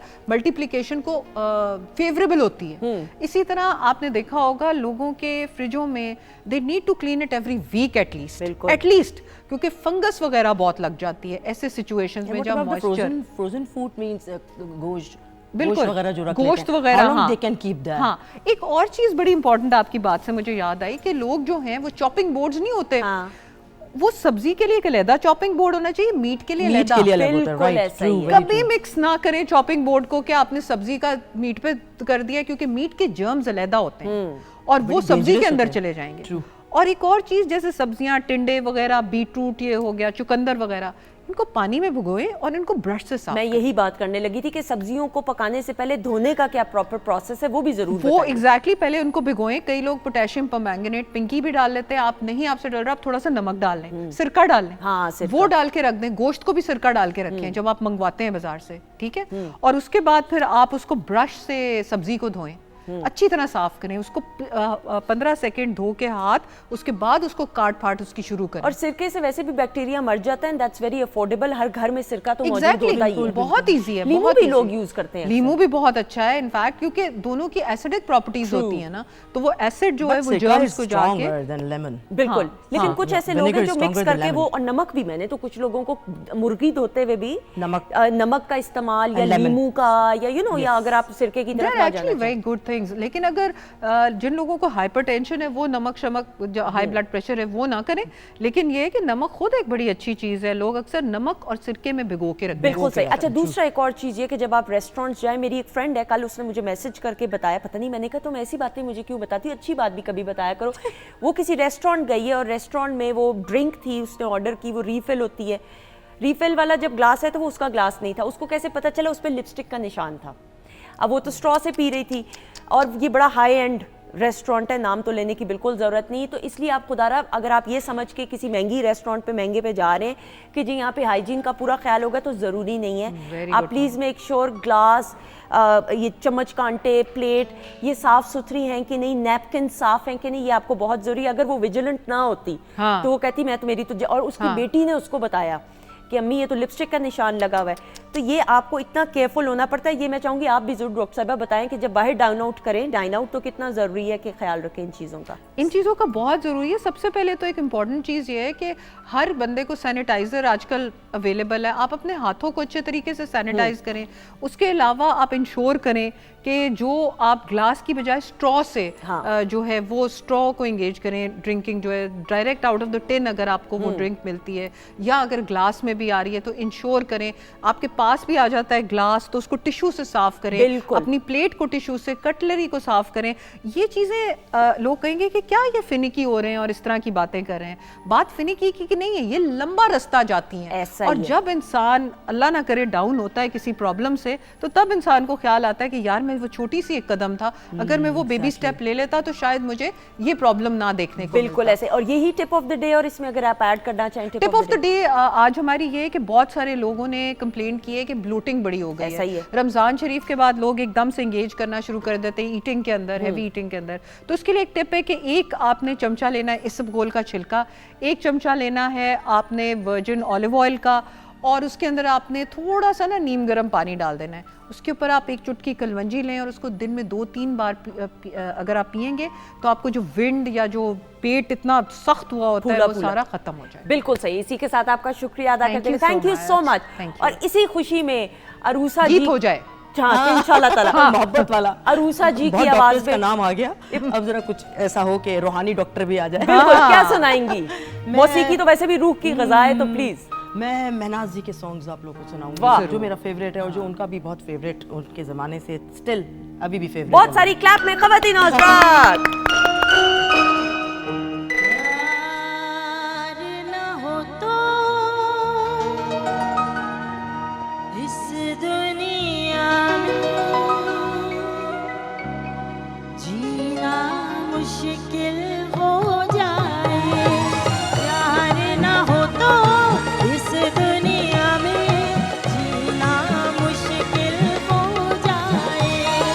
प्यार मिले तो हर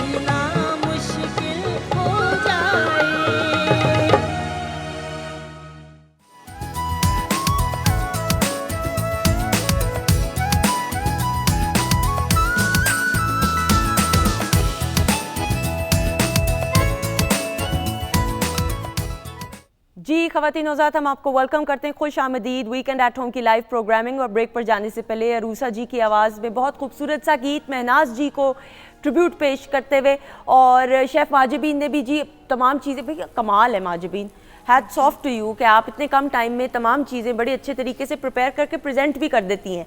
अभी सेगमेंट में आपकी तरफ भी आएंगे, लेकिन ख़वातीन हज़रात, आज हमने एक ऐसी मेहमान शख्सियत को बुलाया कि उनसे हम ज़रा समर ट्रेंड्स के हवाले से कि कौन से हेयर स्टाइल्स चल रहे हैं गर्मियों में, कौन से कलर्स चल रहे हैं, और क्या कैजुअल और आपकी डे लुक होनी चाहिए, या वेडिंग में किसी डिनर पे आप पार्टी में जा रहे हैं तो बालों का एक बड़ा अहम किरदार होता है, तो बाल किस तरीके से खूबसूरत लग सकते हैं और क्या स्टाइलिंग कर सकते हैं, तमाम बातें जानने के लिए हमारे साथ मौजूद है very well renowned hair stylist और जाहिद महमूद। इनको वेलकम करेंगे। अस्सलाम वालेकुम जाहिद साहब। जी वालेकुम अस्सलाम, कैसी हैं सुंदर साहब? अल्लाह का ठीक शुक्र, है, how thank are you you? So much. मैं ठीक हूँ, अल्लाह का शुक्र। आपने मुझे मदऊ किया अपने प्रोग्राम में, thank you so much. Thank you so much. अच्छा जी जाहिद साहब, ना गर्मियों में बाल जो है ना, लोग लड़कियां ज़्यादातर ये कोशिश होती है उनकी कि पोनी बना लें, जो आदमी होते हैं जिनके लंबे बाल होते हैं वो भी पोनी बना लेते हैं, they want to get rid कि पसीना ना आए, गर्मी ना लगे।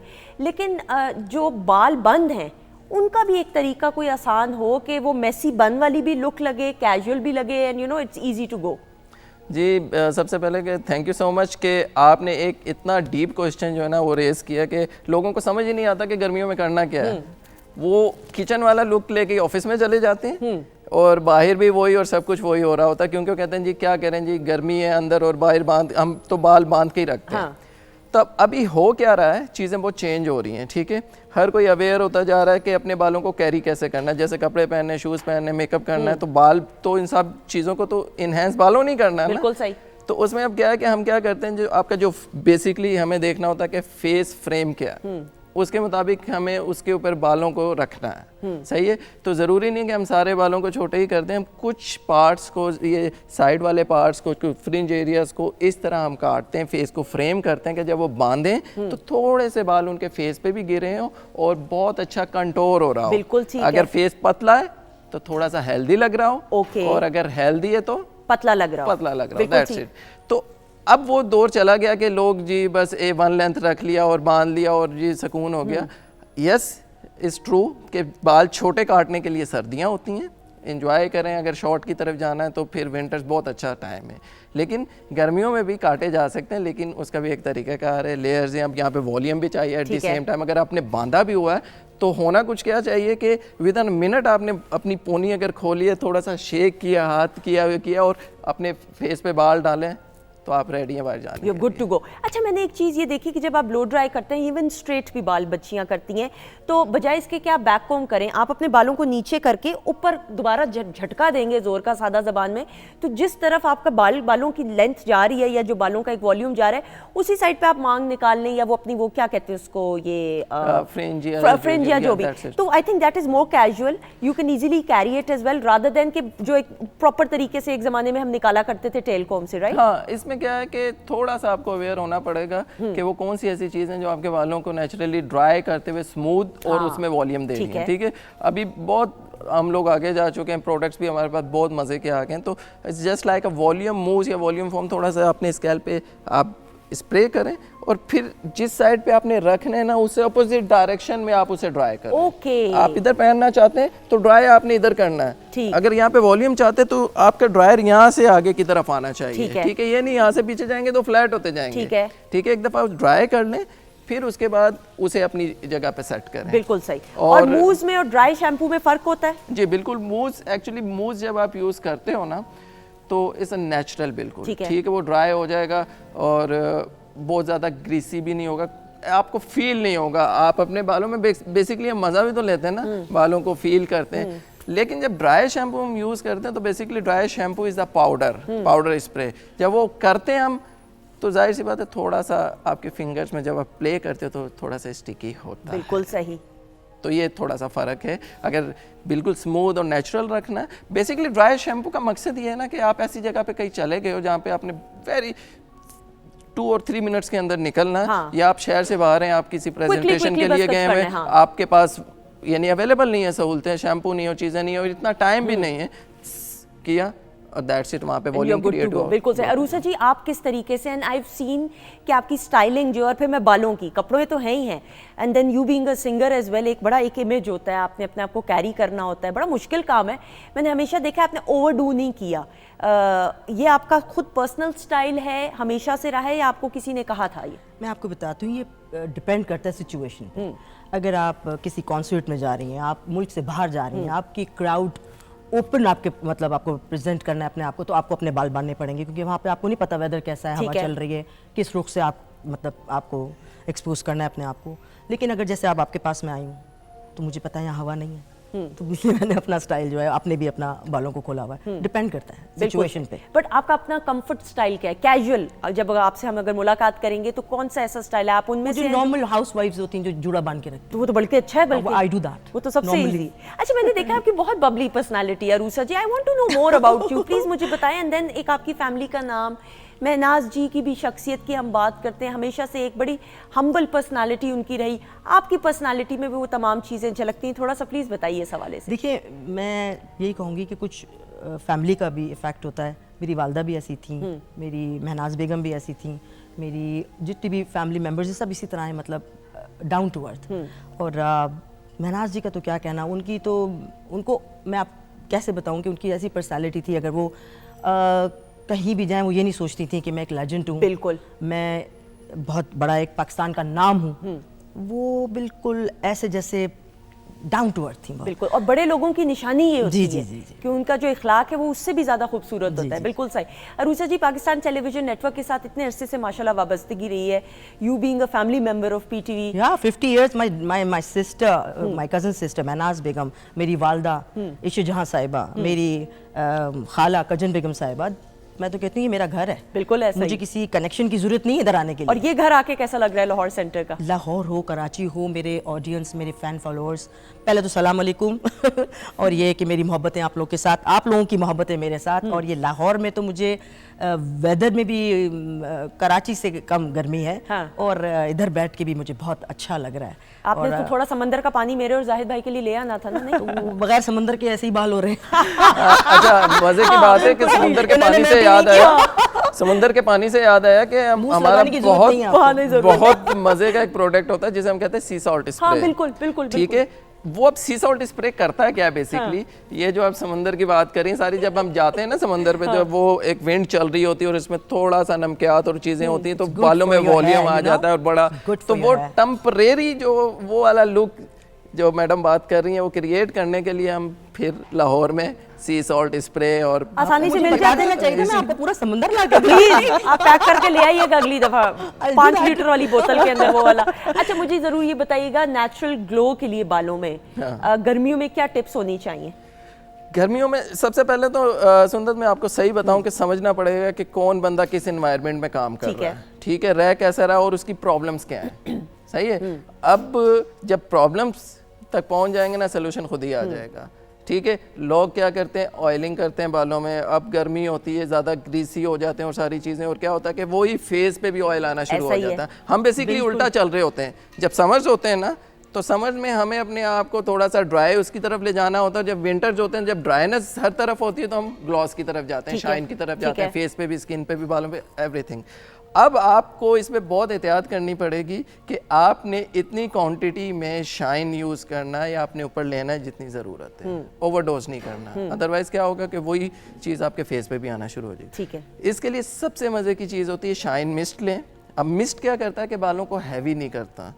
ठीक है, वो बहुत लाइट वेट एक फॉर्मूला है। ठीक है, आपने अपने बालों को नेचुरल ड्राई किया, उसके बाद उस मिस्ट को कर लें, या बहुत अच्छा कोई सीरम ले लें, सीरम की 1 से 2 ड्रॉप ले लें। अब सीरम में ऐसी प्रॉपर्टीज शामिल हैं जो सिर्फ शाइन ही नहीं देते, डीप डाउन आपकी तीसरी लेयर तक जाते हैं। ठीक है, मेड्यूला तक जाके उसको रिपेयर भी कर रहे हैं। बिल्कुल ठीक है। तो एक टाइम पे 1 और 2 और 3 और 4 बेनिफिट्स आपको सीरम के जरिए। लेकिन ये होता है कि बहुत हम बच्चियां ना, उनमें से मैं भी थी, अक्सर जज्बाती हो के बहुत ज्यादा सीरम नहीं लगाना, उससे बाल सारे ऑयली हो जाएंगे। ये भी बहुत ये भी जरूर बताएं कि कितना ड्रॉप लेना है, पिंच लेना है कि नहीं। अगर तो आप गीले बालों में सीरम यूज करना चाहते हैं तो वो डिफरेंट एक सीन है। ऐसा ही है। अगर तो गीले में यूज करना चाहते हो, इट्स अबाउट 3 to 6 ड्रॉप आप ले सकते हैं। लेकिन आपने जब उसे ड्राई करना है थ्रू हेयर ड्रायर, तो वो मॉइस्चर जो है वो 3 to 6 आपके जो आपने जो ड्रॉप लिए वो इतना नहीं रहेगा, क्योंकि ऑब्वियसली आप उसे ड्राई कर रहे हैं तो सीरम भी उसके साथ वो वाटर के साथ जो है ना वो ड्राई हो रहा है। तो 3 to 6 यूज़ कर लें। अगर आप चाहते हैं जी कि आप सूखे बालों में सीरम यूज़ करना चाहते हैं तो फिर 1 to 2 is a good enough. Okay, ठीक है। कंडीशनर भी तो यूज कर सकते हैं। हाँ, कंडीशनर भी कर सकते हैं, लेकिन conditioner responsible for deep conditioning. Okay, एक तो पहले कॉन्सेप्ट ये समझ लें सारी दुनिया के भाई करना चाहिए, कंडीशनर का नुकसान कोई नहीं है। ठीक है। अब कंडीशनर करना कहाँ पे, लेंथ एंड एंड्स पे करना है, स्कैल्प पे कंडीशन में नहीं करना है, ये भी और बताएं। उस पे डिफरेंट टाइप ऑफ कंडीशनर्स हैं। अब आपको अगर लगता है जी कि आपके बालों में मॉइस्चर नहीं है तो मॉइस्चर के लिए फ़र्क कंडीशनर है। आपको लगता है कि आपके बाल कलरिंग की वजह से ड्राई हो गए, डैमेज हो गए, तो उसमें रिपेयरिंग प्रॉपर्टीज वाला फ़र्क कंडीशनर है। बिल्कुल सही। यानी और आपने जो हाँ, इसके शैम्पू साथ प्लस तीसरी एक और चीज़ आएगी, लीव इन कंडीशनर। अगर और मज़े की कंडीशनिंग करना चाहते हैं, लीव इन कंडीशनर क्या होता है कि आपने लगा दिया, पहले तो नॉर्मल कंडीशनर करना है, आपने टॉवल ड्राई किया और थोड़ा सा कंडीशनर लगाया और अब इसको धोने की ज़रूरत नहीं। Okay, it call leave in conditioner. वो क्या हो रहा है कि वो उन बालों के लिए ज़्यादा मज़े का रहता है जिनके बाल कर्ली या वेवी ज़्यादा होते हैं। बिल्कुल सही। तो इसका मतलब है कि आपको पहले ये भी समझने की जरूरत है जिस तरह स्किन टाइप आपकी क्या है, बालों की टाइप क्या है। बिल्कुल, ड्राई exactly। है, फ्रिजी है, नॉर्मल है, ऑयली है, फिर आप उस हिसाब से जो है, और ये बेसिक कॉन्सेप्ट है। लेकिन अक्सर ऐसा होता है कि हमारे घर में अगर हमारे टाइप वाला शैम्पू खत्म हो गया तो हम अपनी अम्मी का नहीं, ऐसे नहीं करना, ये जुल्म आप करेंगे अपने बालों बिल्कुल के ऐसे ही है। ऐसे ही होता है कि समटाइम आपसे भी लोग पूछते होंगे सुंदर बड़े बालों में आपकी शाइन आ रही है, आप बोलते हो कि यार मैंने तो ये सीरम यूज़ किया, आप नहीं किसी से छुपाते एक चीज़, लेकिन आपके बाल फ़र्क हैं। बिल्कुल ऐसा ही। ठीक है, अब उनको पता करना चाहिए कि भाई मेरे भी प्रॉब्लम वो हैं जो सुंदस के हैं। एक फाइनल लुक तो मुझे मिल रही है, नज़र आ रही है, लेकिन जो मेरे इनके जो प्रॉब्लम है उनके साथ वो प्रोडक्ट जो है वो मैच कर भी रहा है कि नहीं। समटाइम क्या होता है कि चीज़ें जो है ना प्लस प्लस होते हुए फिर माइनस हो जाती हैं, समझ रहे हैं। अब होता क्या है हमारा जो स्किन हो या बाल हो ना, तो बेसिकली हमारा जो सेबेशियस ग्लैंड है ना, is responsible to make sebum. Sebum यानी कि सीरम जो नेचुरल बनता है ना। अगर टेक्निकली कोई मसला है तो या तो वो ज़्यादा बना रहा है या कम बना रहा है। कम बना रहा है तो ड्राई हो गया, ये सब जानते हैं, बेसिक सी एक चीज़ है।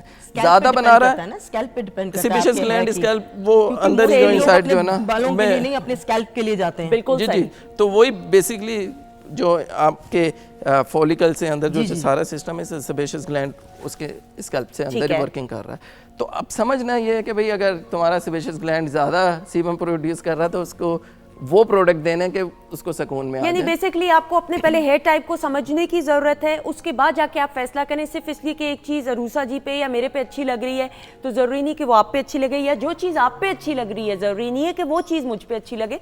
हर किसी के अपने। Okay, now quickly dos and don'ts, कोई टिप्स बच्चियों को देना चाहें हेयर स्टाइलिंग के हवाले से और हेयर मेंटेन करने के हवाले से गर्मियों की मुनासबत से?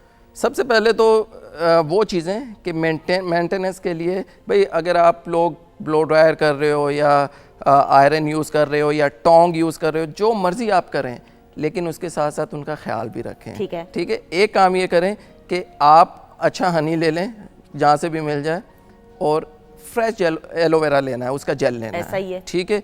जितना आपने हनी लेना उतना ही आपने फ्रेश जेल ले लेना। ठीक है। दोनों को मिक्स करना है और उसको आपने हर वॉश से पहले कोई 30 मिनट के लिए अप्लाई कर देना। अब होगा क्या कि इसकी वजह से जितना आप हीट स्टाइलिंग और जो चीज़ें आप करते रहे हो ना, अब उसको साथ साथ रिपेयरिंग भी मिल रही है। ये तो सबसे पहले इस वजह से ये बता रहा हूँ कि बाद में स्टाइलिंग की तरफ आऊँगा, बताऊँगा कि भाई ये पहले ये बहुत ज़रूरी है। बाल होंगे तो सब कुछ है। मैं सही कह रहा हूँ आपको। And what about the egg yolk? Mostly बहुत जबरदस्त, हाँ, अंडे की बहुत ज़बरदस्त चीज़ है। और मैं आपको बताऊं कि अगर किसी को बहुत स्वेयर किस्म का हेयर फॉल है ना, तो अंडे की जर्दी का ऑयल लें और कलौंजी का ऑयल लें, लेकिन क्वांटिटी इसमें क्या होगा कि तकरीबन 60 ग्राम आप कलौंजी का ऑयल ले लें और 20 ग्राम अंडे की जर्दी का ऑयल लें। आप यकीन करेंगे 1 हफ्ते के अंदर अंदर हेयर फॉल ख़त्म हो जाए। इतना ज़बरदस्त है। अगर इन्होंने अभी मुझे, थैंक यू सो मच, आपने अंडे का जिक्र किया और उनको फायदा हो गया। कितना कॉमन है। आपका भी था, आपको प्रॉब्लम हुई? मुझे नहीं था, मेरी फ्रेंड थी, उसका बहुत ज्यादा था। She went so many doctors, उसको कोई रिस्पांस, कोई रिजल्ट अच्छा नहीं मिल रहा था। She want quick remedy and all, तो किसी ने इसको सजेस्ट किया, आई थिंक हर्बलिस्ट ने। शी डिड दैट और फिर उसका बिल्कुल बिल्कुल सही हो अच्छा, जाएगा। ये बिल्कुल एक्सीलेंट, दैट्स गुड। दोबारा जरा रिपीट कीजिएगा, मैं चाहती हूँ जरा हाँ जी, नाज़रीन को। आप लोग नोट कर लीजिए, सिर्फ 2 चीज़ें इसमें आपने ऐड करनी है। पहली बात ये कि अंडे की जर्दी का ऑयल मार्केट से बिल्कुल आराम से मिल जाएगा, आसानी से मिल जाएगा। कोई इसमें आपको खुद निकालने की कोशिश ना करें, किसी भी अच्छे ब्रांड का ले लें। इट्स अबाउट लाइक 20 ग्राम्स, या एक समझ लें कि 1 क्वार्टर ये लेना है, और 3 क्वार्टर्स जो हैं आपने कलौंजी का ऑयल लेना ठीक है। वो भी मिल जाएगा। इन दोनों को एक बोतल में मिक्स कर लें, ठीक है। और हफ्ते में 2 से 3 दफ़ा, अगर बहुत ज़्यादा मसला है तो डेली बेसिस पे भी यूज़ कर सकते हैं, लेकिन 1 घंटे से ज़्यादा यूज़ नहीं मैं यही करना। कहने लगी थी, कितनी देर के लिए? लोग क्या करते हैं, रात को लगा के सो जाते हैं और सुबह धो रहे होते हैं। भाई जिसने 1 घंटे में अपना काम कर देना, तो आप ज़रूर उसको 10-10, 12-12 घंटों के और लिए ये यूज़ नॉर्मल करें। बाकी ऑयल्स के लिए भी अगर आप कोकोनट ऑयल इस्तेमाल करें, सरसों का तेल सर पे, तो It's घंटा about 2 like घंटा। 30 to 60 मिनट्स। ओके ओके, अब होता क्या कि एक्शन शुरू होने का भी टाइम है और ख़त्म होने का भी टाइम बिल्कुल है। ठीक है। अब हम जैसे हम कलर यूज़ करते हैं ना, बालों को डाई करते हैं, तो होता क्या कि पेरोक्साइड और कलरेंट, जो कलर ट्यूब होती है, दोनों को जब हम मिक्स करते हैं ना, तो बेसिकली एक्शन उस वक्त शुरू होता है। सही। और उस एक्शन के नतीजे में एक चीज़ बनती है जिसे बोलते हैं हम ऑक्सीजन। अब ऑक्सीजन वालों को लिफ्ट करती है, लेकिन उसका एक दौरानिया होता है 30 से लेके वो 60 मिनट के बाद वो नकारा हो जाएगा। सही। तो फिर जब काम ही नहीं करना उसने, उसके बाद तो इसी तरह ऑयल की भी बात है ख़वातीन हज़रात कि सारी रात लगाने की ज़रूरत नहीं है। जब उसने काम ही घंटे 1.5 घंटे में कर देना है अपना, तो इसलिए बहुत बेहतर है कि आप उसको 1.5 घंटे, और बल्कि नहाने से पहले आप बिफोर शावर 1.5 घंटा 2 घंटा लगा ले। बहुत तसल्ली अगर करनी है 2 घंटे चले लगा ले, लेकिन मेरा नहीं ख्याल इससे ज़्यादा ज़रूरत है। और जितने भी ब्रांडेड आते हैं ना ऑयल्स, उनके पीछे लिखा हुआ भी होता है, अगर आप पढ़ें कि जी इसको घंटे से ज़्यादा लगाने की ज़रूरत नहीं, क्योंकि उसने जो असर करना है, और उसके बाद आप नहाएं, आपके बाल भी फ्रेश होंगे, you will feel fresh as well, rather than कि आप ओवरनाइट लगा के रखें। उसकी ज़रूरत नहीं है, जो एक्सपर्ट्स हैं उनकी ज़बानी में कह रही हूँ। अच्छा जी, मुझे ज़रूर ये भी बताते हुए कि टाइम कितना है, ब्रेक पर जाने से पहले मैं शेफ़ माजबीन की तरफ भी बढ़ूंगी। माजबीन, रेसिपी प्लीज़ बताइएगा। चिकन चाउमीन बहुत इजी है। नूडल्स, आपने एग नूडल्स अगर मिलते हैं वो ले लें, नहीं तो स्पेगेटी बॉईल कर लें। ठीक है। उसके बाद है सिंपल, आपने चिकन को मैरिनेट करना है, जिसमें हम लहसुन की पेस्ट शामिल करेंगे, मैं आपके पास आ ही रही हूँ, और नमक और दड़ा मिर्च और काली मिर्च पिसी हुई। उसके बाद चिकन पाउडर अगर आपके पास अवेलेबल है तो आप वो भी इसमें शामिल कर सकते हैं, सोया सॉस, चिली सॉस, और उसके अलावा आप इसमें जो है वो अगर आप और कोई सॉस या केचप 1 चम्मच शामिल करके इसको मैरिनेट करके आप चिकन को छोड़ देंगे, 1 घंटा छोड़ दें। उसके बाद हम क्या करेंगे कि हम ऑयल गर्म करेंगे, तकरीबन 2 टेबलस्पून, क्योंकि इसको बहुत ज़्यादा ऑयली नहीं हम करेंगे। उसके बाद हम इसमें गार्लिक को सौते करेंगे। चिकन जो हमने मैरिनेट किया हुआ है, हम चिकन को सौते करेंगे। बोनलेस चिकन फटाफट जो है वो 10 से 12 मिनट, 12 से 15 मिनट इतने में डन हो जाता है। उसके बाद हम इसमें वेजिटेबल को सिर्फ सौते करेंगे। लोग क्या करते हैं कि सब्जियों को बिल्कुल गला लेते हैं, वो उसमें नज़र ही नहीं आ रही होती। गाजर, शिमला मिर्च और बंद गोभी, हरी प्याज अवेलेबल हो तो आप इसमें वो भी ऐड कर सकते हैं। उसके बाद नूडल्स जो हमारे पास बॉयल हुए हैं वो हम इसमें अच्छी तरह टॉस करेंगे, ठीक है, और इसको हम जो है वो गरम गरम सर्व कर बहुत अमेजिंग। और मैंने कहा उतनी देर में मैं फालसे का जो जूस है इतना फ्रेश है कि ये मैं नहीं पी सकती क्योंकि मेरा गला ख़राब है, तो मेरे लिए नहीं अच्छा, लेकिन दिस इज़ लुकिंग टेम्पटिंग। अच्छा जी, इसका मुझे बताइएगा डोनट्स का तरीका। बहुत सिंपल है, जैसे हम चिकन और आलू के कटलेट्स जो बनाते हैं, सेम वही मेथड है कि आपने इसको थोड़ा सा स्पाइसी मगर बनाना है, क्योंकि हम इसको डीप फ्राई करेंगे। ठीक है। आपने इसमें नमक, काली मिर्च, दड़ा मिर्च और हरी मिर्च और हरी प्याज और नॉर्मल जो प्याज है वो चॉप करके इसमें शामिल की। उसके बाद चिकन बॉयल इसमें शामिल किया, आलू जो हमने बॉयल किए होंगे, मैश किए होंगे, अच्छी तरह मिक्स करके इसको हम डोनट की शेप देंगे और बैटर में करके इसको डीप फ्राई करेंगे। अब बैटर में क्या है, 1 कप मैदा है, 1/4 कप इसमें कॉर्नफ्लावर, 1 अंडा, ठीक है, नमक और काली मिर्च और थोड़ा सा इसमें पानी। आपने बैटर बनाया, उसमें डिप किया और इनको डीप फ्राई कर। कमाल है। अरूषा जी ने कहना है कि सिर्फ बता ही रहे हैं तरकीब, लेकिन खिलाया नहीं। अब खिलाने की भी बारी है। तो दूर की बात है, इतनी अच्छी स्मेल आ रही है, इतना मजे की। अच्छा, पेट भर गया इससे? ओहो, नहीं, हम आपको खिलाएंगे भी। प्लाटर बनाइएगा जल्दी से जी। बहुत शुक्रिया, थैंक यू सो मच। और प्लाटर बनाइएगा प्लीज। अच्छा जी, जाहिद साहब कोई quickly tip of the day, यानी कोई टिप बच्चियों को और देना चाहें? हाँ, सबसे पहले तो जो हमारी बात अधूरी रह गई थी उसको हम कंप्लीट कर लेते हैं कि भाई स्टाइल कैसे करना है। तो भाई एक पैडल ब्रश और एक ड्रायर, आपने पैडल ब्रश के थ्रू अपने बालों को इस साइड पे ड्राई कर लेना है और कोशिश करें कि उससे जितने सीधे हो सकते हैं कर लें। ठीक है, ठीक है। आयरन आपके हाथ में ना ही आए तो अच्छा है। ठीक है। उसके बाद अगर आपके पास एक रॉड है जिसे हम टोंग बोलते हैं, मोटे मोटे सेक्शन लें, इनवर्ट करना है इनवर्ट करें, आउटवर्ट करना है आउटवर्ट करें, कम से कम हीट उनको दें। बिल्कुल ठीक सही। है। अगर आप लोगों को लगता है जी कि आपके बाल गिर रहे हैं और आपकी हेयर ग्रोथ भी ठीक नहीं हो रही, तो आपको सिंपल परेशान होने की ज़रूरत नहीं है। आपने क्या करना है, राइस वाटर लेना और अच्छा, राइस वाटर जो है ये बॉइल्ड राइस वाला नहीं लेना, कच्चे आपने चावलों सिंपल का। कच्चे चावल का ओवरनाइट भी अगर भिगो के रख दें तो बड़ी अच्छी बात है। मैं नहीं सॉरी तो बात काट रही हूँ, आपसे ज्यादा आपकी टक्कर पे हैं हेयर एक्सपर्ट ये तो। अच्छा हाँ लें मैं जी, फिर मैं इनकी तरफ हो जाऊं। नहीं, मतलब मैं सीरियस हूँ, मुझे समझ नहीं आ रही। मैंने ऑडियंस देख रही है आपको, लिसनर सुन रहे हैं क्योंकि आपको, सवाल आपसे नहीं मुझे कॉल करेंगे। तो वहाँ मुझे यही लग रहा है। नहीं, फीमेल हेयर स्टाइलिस्ट आप ही हैं। वन मोर थिंग, एक्चुअली जो न्यू जनरेशन है उनको बहुत प्रॉब्लम है हेयर फॉल का, हाँ। बहुत ज्यादा। इसलिए बच्चा आप यूनिवर्सिटी कॉलेज हम तो जाते हैं, हाँ। तो वो बजाय स्टाइल देने के वो कहते हैं नहीं मेरे बाल गिर रहे हैं, मुझे नहीं कुछ लगाना। लेकिन ये बहुत अच्छी बात है कि आपको पता है, ये अवेयरनेस जरूरी होनी है। चाहिए। बिल्कुल सही। बिल्कुल। जी। अच्छा जी, डाइट का भी राइस इसमें फर्क पड़ता है ना, बिल्कुल डाइट आप पड़ता देखिए है, कितनी बिल्कुल खराब है पड़ता आजकल की है। बच्चों और अगर डाइट ही अच्छी होगी ना तो समझे 90% आपका काम हो गया। अच्छा, बैलेंस राइस अगर वाटर diet है। हम फिर बहक जाएंगे और जी, गुफ्तगू में। राइस वाटर लेना आपने, अगर 2-4 घंटे भी अगर वो चावलों में भीगा हुआ है, यानी पानी जो वो निकाल लेना ठीक है, और क्या sprinkled। करना है,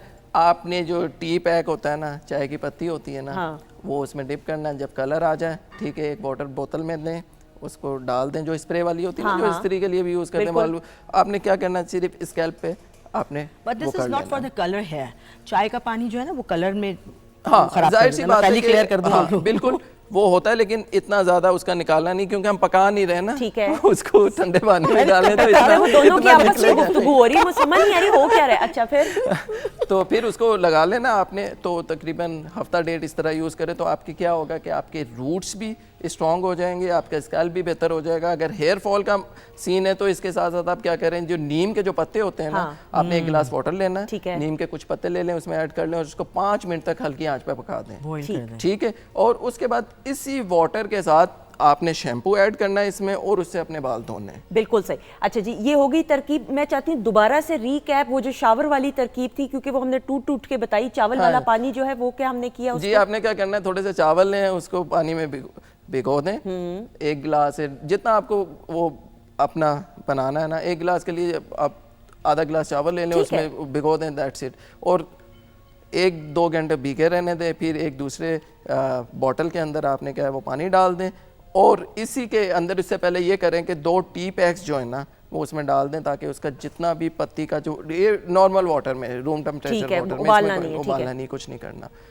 वो उसका कलर निकल जाए, टी पैक को वापस उसमें से निकालें, उस बॉटल में वो डालें, ठीक है, और अपने रूट्स के अंदर आपने स्प्रे करना है, ठीक। नीचे वाले बालों पे नहीं करना। बिल्कुल That's सही। it। उससे आपकी रूट्स मजबूत हो जाएंगी। मजबूत होंगी, हेयर फॉल भी जो है वो चला जाएगा। और इवन ये भी देखा गया है कि लोगों को जिनको डैंड्रफ का इशू है, Really? उसका भी। और ये कितना अरसा करना चाहिए? नहीं, दिन में करते रहे, हर वक्त तो नहीं शावर नहीं करना नहीं ना? नहीं, ये ना धोने से कोई 30 मिनट पहले या आधा घंटा पहले या नहाने से आधा- पहले। 1 घंटा पहले जो है ना वो कर लें। अब देखें, किसी भी चीज़ का ना परमानेंट सोल्यूशन होता नहीं है। अगर आपको ये सूट कर गया तो आप पहले डेली अगर कर रहे थे तो उसको हफ्ते में 3 दिन ले आए, और मज़े का हो गया तो आप हफ्ते में 1 दफ़ा ले आए। फिर कम करते जाएं लेकिन जारी रखें। लेकिन कुछ ना कुछ असर पॉजिटिव जरूर होगा। इट टेम्परेरी विल है ये टेक सब टाइम। चीजें, टेम्परेरी। बिल्कुल सही। लेकिन again at the end of the day आपकी डाइट अच्छी होगी तो आपकी स्किन भी अच्छी होगी, आपकी सेहत अच्छी होगी, आपके बाल भी अच्छे होंगे। इसी के साथ आप दोनों हेयर स्टाइलिस्ट का शुक्रिया अदा करते हैं। I'm a singer, I'm a singer। मजाक कर रही हूँ। Thank you so much. Thank you so much, thank you but so it's a very good thing ख़वातीन हज़रात, आपको हर चीज़ की नॉलेज होनी चाहिए। आपको नॉलेज होगी तो आप अपना ख्याल उम्दगी के साथ रख सकेंगे। और नॉलेज की बात कर रहे हैं तो हमारे साथ अरूसा जी तो मौजूद हैं, हर फन मौला हैं। अरूसा जी, अब क्या पेश करने वाली हैं आपकी कंफर्ट पे? फिर मेरी फरमाइश ब्रेक के बाद होगी। मैं इतने गाने महनाज जी के, मैं कहूँगी कि मैडम नूरजहाँ के बाद महनाज जी का ही नंबर आता था। लाहौर में जितनी भी फिल्में बनी हैं, प्लेबैक सिंगर आप देख लें, नूरजहाँ जी के बाद हमारी महनाज बेगम होती थी। अब इतने गाने हैं तो मुझे यकीन करें मेरे फेसबुक से मैसेंजर से कॉल्स आ जाते हैं। अभी मुझे रिसेंटली लंदन से कोई डॉक्टर्स का कोई है delegation, they want me to sing only Mahnaz ji. They were asking me, बाबा हमें ये भी सुना है, हमें ये भी सुना है, ऐसा ही। I am there for you. लेकिन जो आपको बेहतर लगे, मैं चाहती दिस हूँ इज अभी व्हाट आई एम आप- thinking, what do I sing right now, because इतने सारे गाने, लेकिन माय मोस्ट फेवरेट सॉन्ग जो मैं आपको पाकिस्तान टेलीविजन को डेडिकेट करूंगी, बैठी मैं लाहौर में हूँ, गाया मैंने कराची में है, मैं सबको डेडिकेट करूंगी ये सॉन्ग। और मेरा फेवरेट, और महनाज जी का भी फेवरेट सॉन्ग था जी। जबरदस्त।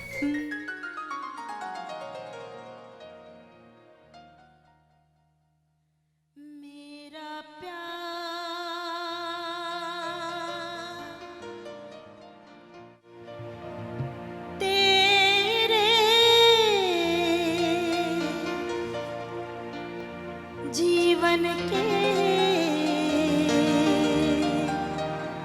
संग रहेगा। ओ मेरा प्यार तेरे जीवन के संग रहेगा। मेरा प्यार तेरे जीवन के संग रहेगा। मेरी आँखों में तेरा ही रंग रहेगा। संग रहेगा मेरा प्यार। ओ मेरा प्यार तेरे जीवन के संग रहेगा। मेरी आँखों में तेरा ही रंग रहेगा। संग रहेगा मेरा प्यार। ओ मेरा प्यार तेरे जीवन के संग रहेगा।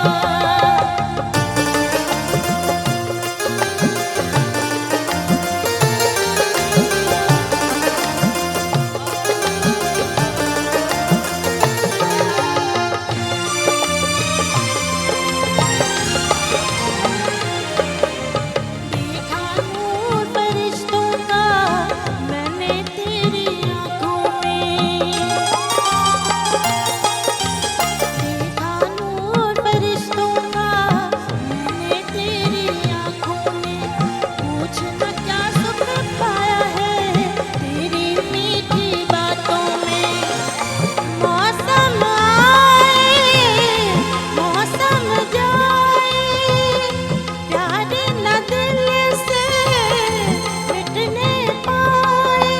छीन नहीं सकता मुझसे तेरा प्यार कोई दुश्मन। मेरी आँखों में तेरा ही रंग रहेगा। संग रहेगा मेरा प्यार। ओ मेरा प्यार तेरे जीवन के संग रहेगा। मेरी आँखों में तेरा ही रंग रहेगा। संग रहेगा मेरा प्यार। ओ मेरा प्यार तेरे जीवन के संग रहेगा।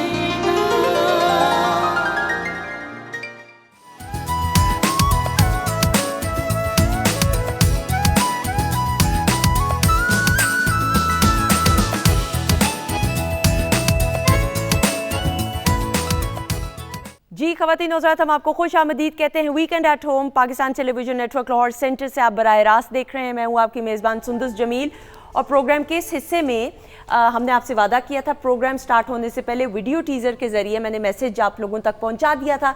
और फिर हमेशा ये कोशिश रहती है कि कुछ ना कुछ नए सेगमेंट्स और नई बातें, वो तमाम चीज़ें कि जिनसे आप कुछ सीख भी सकें, एंटरटेन भी हो सके और एडवेंचर की गुफ्तगू भी होना भी बहुत ज़रूरी है। और हमारे यहाँ ये बड़ी बदकिस्मती है कि हम एडवेंचर की जब बात करते हैं ना, तो हम समझते हैं कि जब तक हम अपने टीन्स में है ना, तो सिर्फ हम तब तक ही एडवेंचरस हो सकते हैं। जबकि मैं ये समझती हूँ आप उम्र के किसी हिस्से में भी हों, आप 70 साल के हों, 80 साल के हों, क्यों नहीं भाई। आई रिमेंबर मेरे दादा 90+ थे when he passed away, he was very adventurous. अगर वो उस उम्र में नहीं भी एडवेंचर कर पाते थे तो अपने किस्से सुनाया करते थे। He was in the government, custom officer थे, अल्हम्दुलिल्लाह एज AC रिटायर हुए और आप पाकिस्तान के पहले सिविलियन हैं जिनको तमगा शुजात बहादुरी में मिला था। तो आप अंदाज़ा कर सकते हैं किस मिजाज के वो थे। और मैं इसलिए हमेशा बड़ी खुश होती हूँ वो हमारे जितने भी बच्चे बच्चियाँ भी मैं कहूँगी, वो हमारे सिटीजन्स, वो हमारे तमाम पाकिस्तानी बहन भाई जो कुछ ना कुछ एडवेंचर करते हैं और फिर अपने एडवेंचर के ज़रिए लोगों में शऊर बेदार करते हैं। आई थिंक उनको सराहना बहुत ज़रूरी है। तो इस सेगमेंट में हमारे वो तमाम साथी जो कुछ एडवेंचर भी कर रहे हैं और अपनी कहानी अपनी ज़बानी समझाएंगे भी, सिखाएंगे भी, क्योंकि सेट पे आपको 2 ये और भी एक्स्ट्रा मेहमान नज़र आ रहे हैं। ये बड़े कीमती वाले मेहमान हैं, इनको प्रॉपर वाला सलाम करना ज़रूरी है। लेकिन इस जाने पहले हम ज़रा सलाम करेंगे एहसन मकबूल को। अस्सलाम वालेकुम। वालेकुम अस्सलाम। How are you? I am good अल्हम्दुलिल्लाह। He is a motivational speaker as well, काम भी साथ साथ करते हैं, बाइक चलाने का, he is a biker as well, लेकिन एडवेंचर का बड़ा शौक है। लेकिन ये हमेशा कहते हैं सेफ्टी फर्स्ट, राइट? जी right, safety first. Thank you so much for being part of the show. My pleasure. ये भाई कैसे, ये आप ही के हैं ना? जी जी। ठीक है ये? जी बिल्कुल ठीक है। पेट्रोल सही कर रहे हैं? जितना महंगा हो गया तो उसके हिसाब से तो ठीक है ना फिर। अब ये जब आप ऐसे शौक रखते हैं तो ऐसा सवाल भी नहीं करना चाहिए जी, है ना? एग्जैक्टली। अच्छा जी, साथ तशरीफ रखते हैं, ये भी जरूरी है, मजाक करना जरूरी है। फैसल खत्री साहब, अच्छा मैंने इनसे पूछा आपका सही वाकई में नाम खत्री, आप कितने खतरनाक है ये भी इनसे जानेंगे। माशाल्लाह, he is an accountant, right? जी। अस्सलाम वालेकुम। वालेकुम अस्सलाम जी। कैसे हैं आप? आई एम वेरी वेल जी, अल्हम्दुलिल्लाह। फैज़ साहब, ये अकाउंटिंग से तंग आके ये एज ए शौक इसको परस्यू किया है या क्या है? बिकॉज वी थिंक कि maths is a very boring subject, एक तासुर रहा है। कुछ कह सकते हैं, लेकिन देखें बचपन से आई गेस हर बंदे को शौक होता है बाइक्स का, ट्रैवलिंग का, और वो आई गेस अगर आप अपने इस शौक को कंटिन्यू रखें तो आगे जाके वो इसी तरह के बाइक्स के अंदर नजर आना स्टार्ट हो जाता है। अच्छा, मैथ्स ना मेरे जैसों के लिए बोरिंग है, अरूसा जी अग्री करेंगी, जबकि अरूसा जी का तो मैथ्स बहुत अच्छा होगा, जिनका मैथ्स कभी अच्छा नहीं हुआ था। तो ये मेरे लिए हो सकता है क्योंकि मेरा सी ग्रेड से ऊपर कभी नहीं मैथ्स में आता था, लेकिन जो लाइक बच्चे होते हैं आपकी तरह, तो वो उनके लिए ये प्रोफेशन होता है, बड़ी अच्छी बात है। अब ख़वातीन-ओ-ज़ात, मेरी जो अगली मेहमान शख्सियत है, मुझे सबसे अच्छी बात यह है कि she is a female entrepreneur भी है, इनका अपना सैलून है, काम भी कर रही है, लेकिन साथ ही साथ बाइकिंग का शौक कैसे हुआ पैदा, ये हम जानेंगे बतूल रियाज से। अस्सलाम वालेकुम। वालेकुम सलाम, कैसी हैं आप? बिल्कुल ठीक, अल्लाह का शुक्र। बतूल कैसी हैं आप? अल्हम्दुलिल्लाह फर्स्ट क्लास। आपकी बाइक कहाँ है? जगह नहीं थी। मेरे होते हुए इस सेट पे आपकी बाइक को जगह नहीं मिली है। जब इतनी बड़ी बड़ी बाइक्स आ गई अंदर, फिर उन्होंने कहा ठीक है आप अपनी बाइक साइड पे रखिए। तो आपकी कौन सी, बच्चों वाली बाइक थी? नहीं, बच्चों वाली तो नहीं, लड़कियों के अकॉर्डिंग तो ठीक ठाक ही बाइक है। क्योंकि मैं देखना चाहती थी आप वाली भी बाइक, चले उसकी पिक्चर्स हम शेयर। स्कूटी तो नहीं? नहीं, प्रॉपर वाली, प्रॉपर वाली। कैसी हैं आप? अल्हम्दुलिल्लाह फर्स्ट क्लास। बल्कि स्टार्ट आप ही से करते हैं। बतूल, मुझे बताइएगा कि बाइकिंग का शौक कैसे हुआ, बल्कि मुझे बताया जा रहा है, ज़रा पहले आपके एडवेंचर्स की कहानियाँ ज़रा दिखा दें, उसके बाद सवालात करते हैं। जी दिखाइएगा।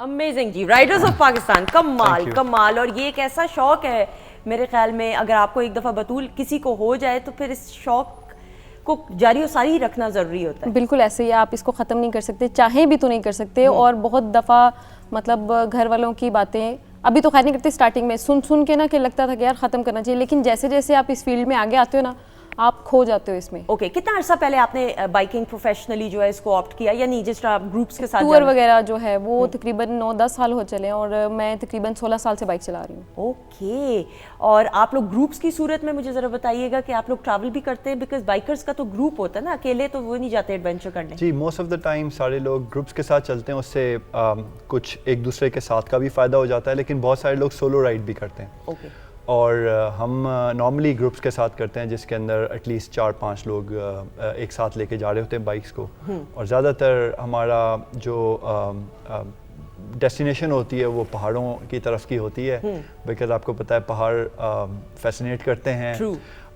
वहाँ पे जो आई एम श्योर तस्वीरों में तो बहुत अच्छे दिखते हैं, लेकिन जब बाइक चलाते हुए आपको वो नज़ारे दिखते हैं और वो फील दिखती है और वो फ़ज़ा की जो खुशबू है जब आप वो देखते हैं, तो I mean this is just fantastic. बिल्कुल से एक्सपीरियंस जो आप जब तक करते नहीं है तब तक आप उसको एक्सप्लेन नहीं कर सकते। बिल्कुल से। और फिर बाइक पे एडवेंचर करने का मज़ा और पाकिस्तान को एक्सप्लोर करने का मज़ा, थोड़ा सा ये भी बताइएगा कि कहाँ कहाँ तक आप गए हैं एज अ ग्रुप, और क्या क्या कुछ देखा सीखा पाकिस्तान के बारे में। देखिए, इट्स ऑलवेज गुड कि आप एक तो मैं हमेशा कहता हूँ कि 2 व्हील्स मूव योर सोल। तो मैं लास्ट टाइम जब कहा था तो उसके ऊपर आपने कमेंट भी किया था। तो उसमें एक तो आपको पाकिस्तान के डिफरेंट एरियाज़ को, डिफरेंट कल्चर को देखने का मौका मिलता है। नॉर्मली हम कंटेंड होते हैं अपनी लोकेलिटी के अंदर, हम बाहर नहीं निकलते, तो हमें दूसरों के पॉइंट ऑफ व्यू का पता नहीं लगता, दूसरों के कल्चर का पता नहीं लगता, दूसरों की फूड का पता नहीं लगता। तो आप अच्छा है कि आप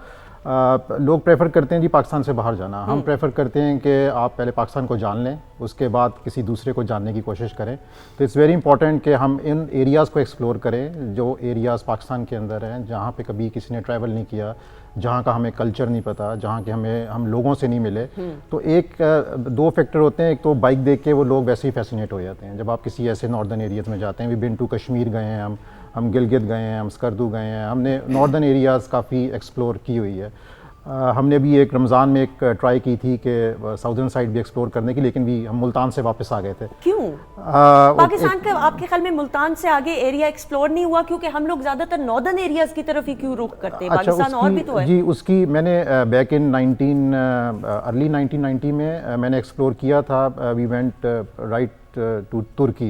हम यहाँ से गए, पहले ईरान गए, ईरान से तुर्की गए, लेकिन अब जिस तरह के सिक्योरिटी हालात हैं, सिक्योरिटी कंडीशंस हैं, तो उसमें थोड़ा सा डेंजरस होता है कि आप वो वाला एरिया बलूचिस्तान और वो आप एक्सप्लोर करें। लेकिन विद इन पाकिस्तान आपने कौन सा ऐसा एरिया अपने एडवेंचर की राइड्स में देखा, रास्ते में देखा कि भाई ये इलाका तो पहले भी हमें देखना चाहिए था, इसके बारे में तो ज़्यादा पता ही नहीं, लोगों को अवेयरनेस ही नहीं है? जी, अभी हमने कश्मीर का टूर किया था कुछ अरसा पहले। वो जगह है एक गंगा चोटी के नाम से, सुदन गली उसका नाम है, और वो बिल्कुल एक ऐसी जगह है जो शायद ही किसी ने सुनी हो। बल्कि जब हम ट्रिप करके आए तो बहुत से ग्रुप्स के जो मेरे लोग उन्होंने पूछा यार ये कौन सी जगह है, क्योंकि इतनी खूबसूरत रोड और इतना खूबसूरत वहाँ पे आप समझ सकती हैं कि वो आपकी लैंडस्केप था कि वो मैंने भी एक्सप्लोर नहीं किया हुआ था। वो आप नॉर्मली लोग जब मुजफ्फराबाद जाते हैं तो वो नीलम वैली प्रेफर करते हैं वो ट्रैवल करना, लेकिन अगर आप अपर झेलम वैली का एरिया ट्रैवल करें जो कि कश्मीर का ही पार्ट बनता है, तो वो एक बिल्कुल अनसीन एरिया है। बिल्कुल वहाँ पे जब हम गए तो वहाँ पे और इतनी मोहब्बत लोगों की, मुझे बल्कि जिस जगह पे मेरी बाइक में थोड़ा सा इशू आ गया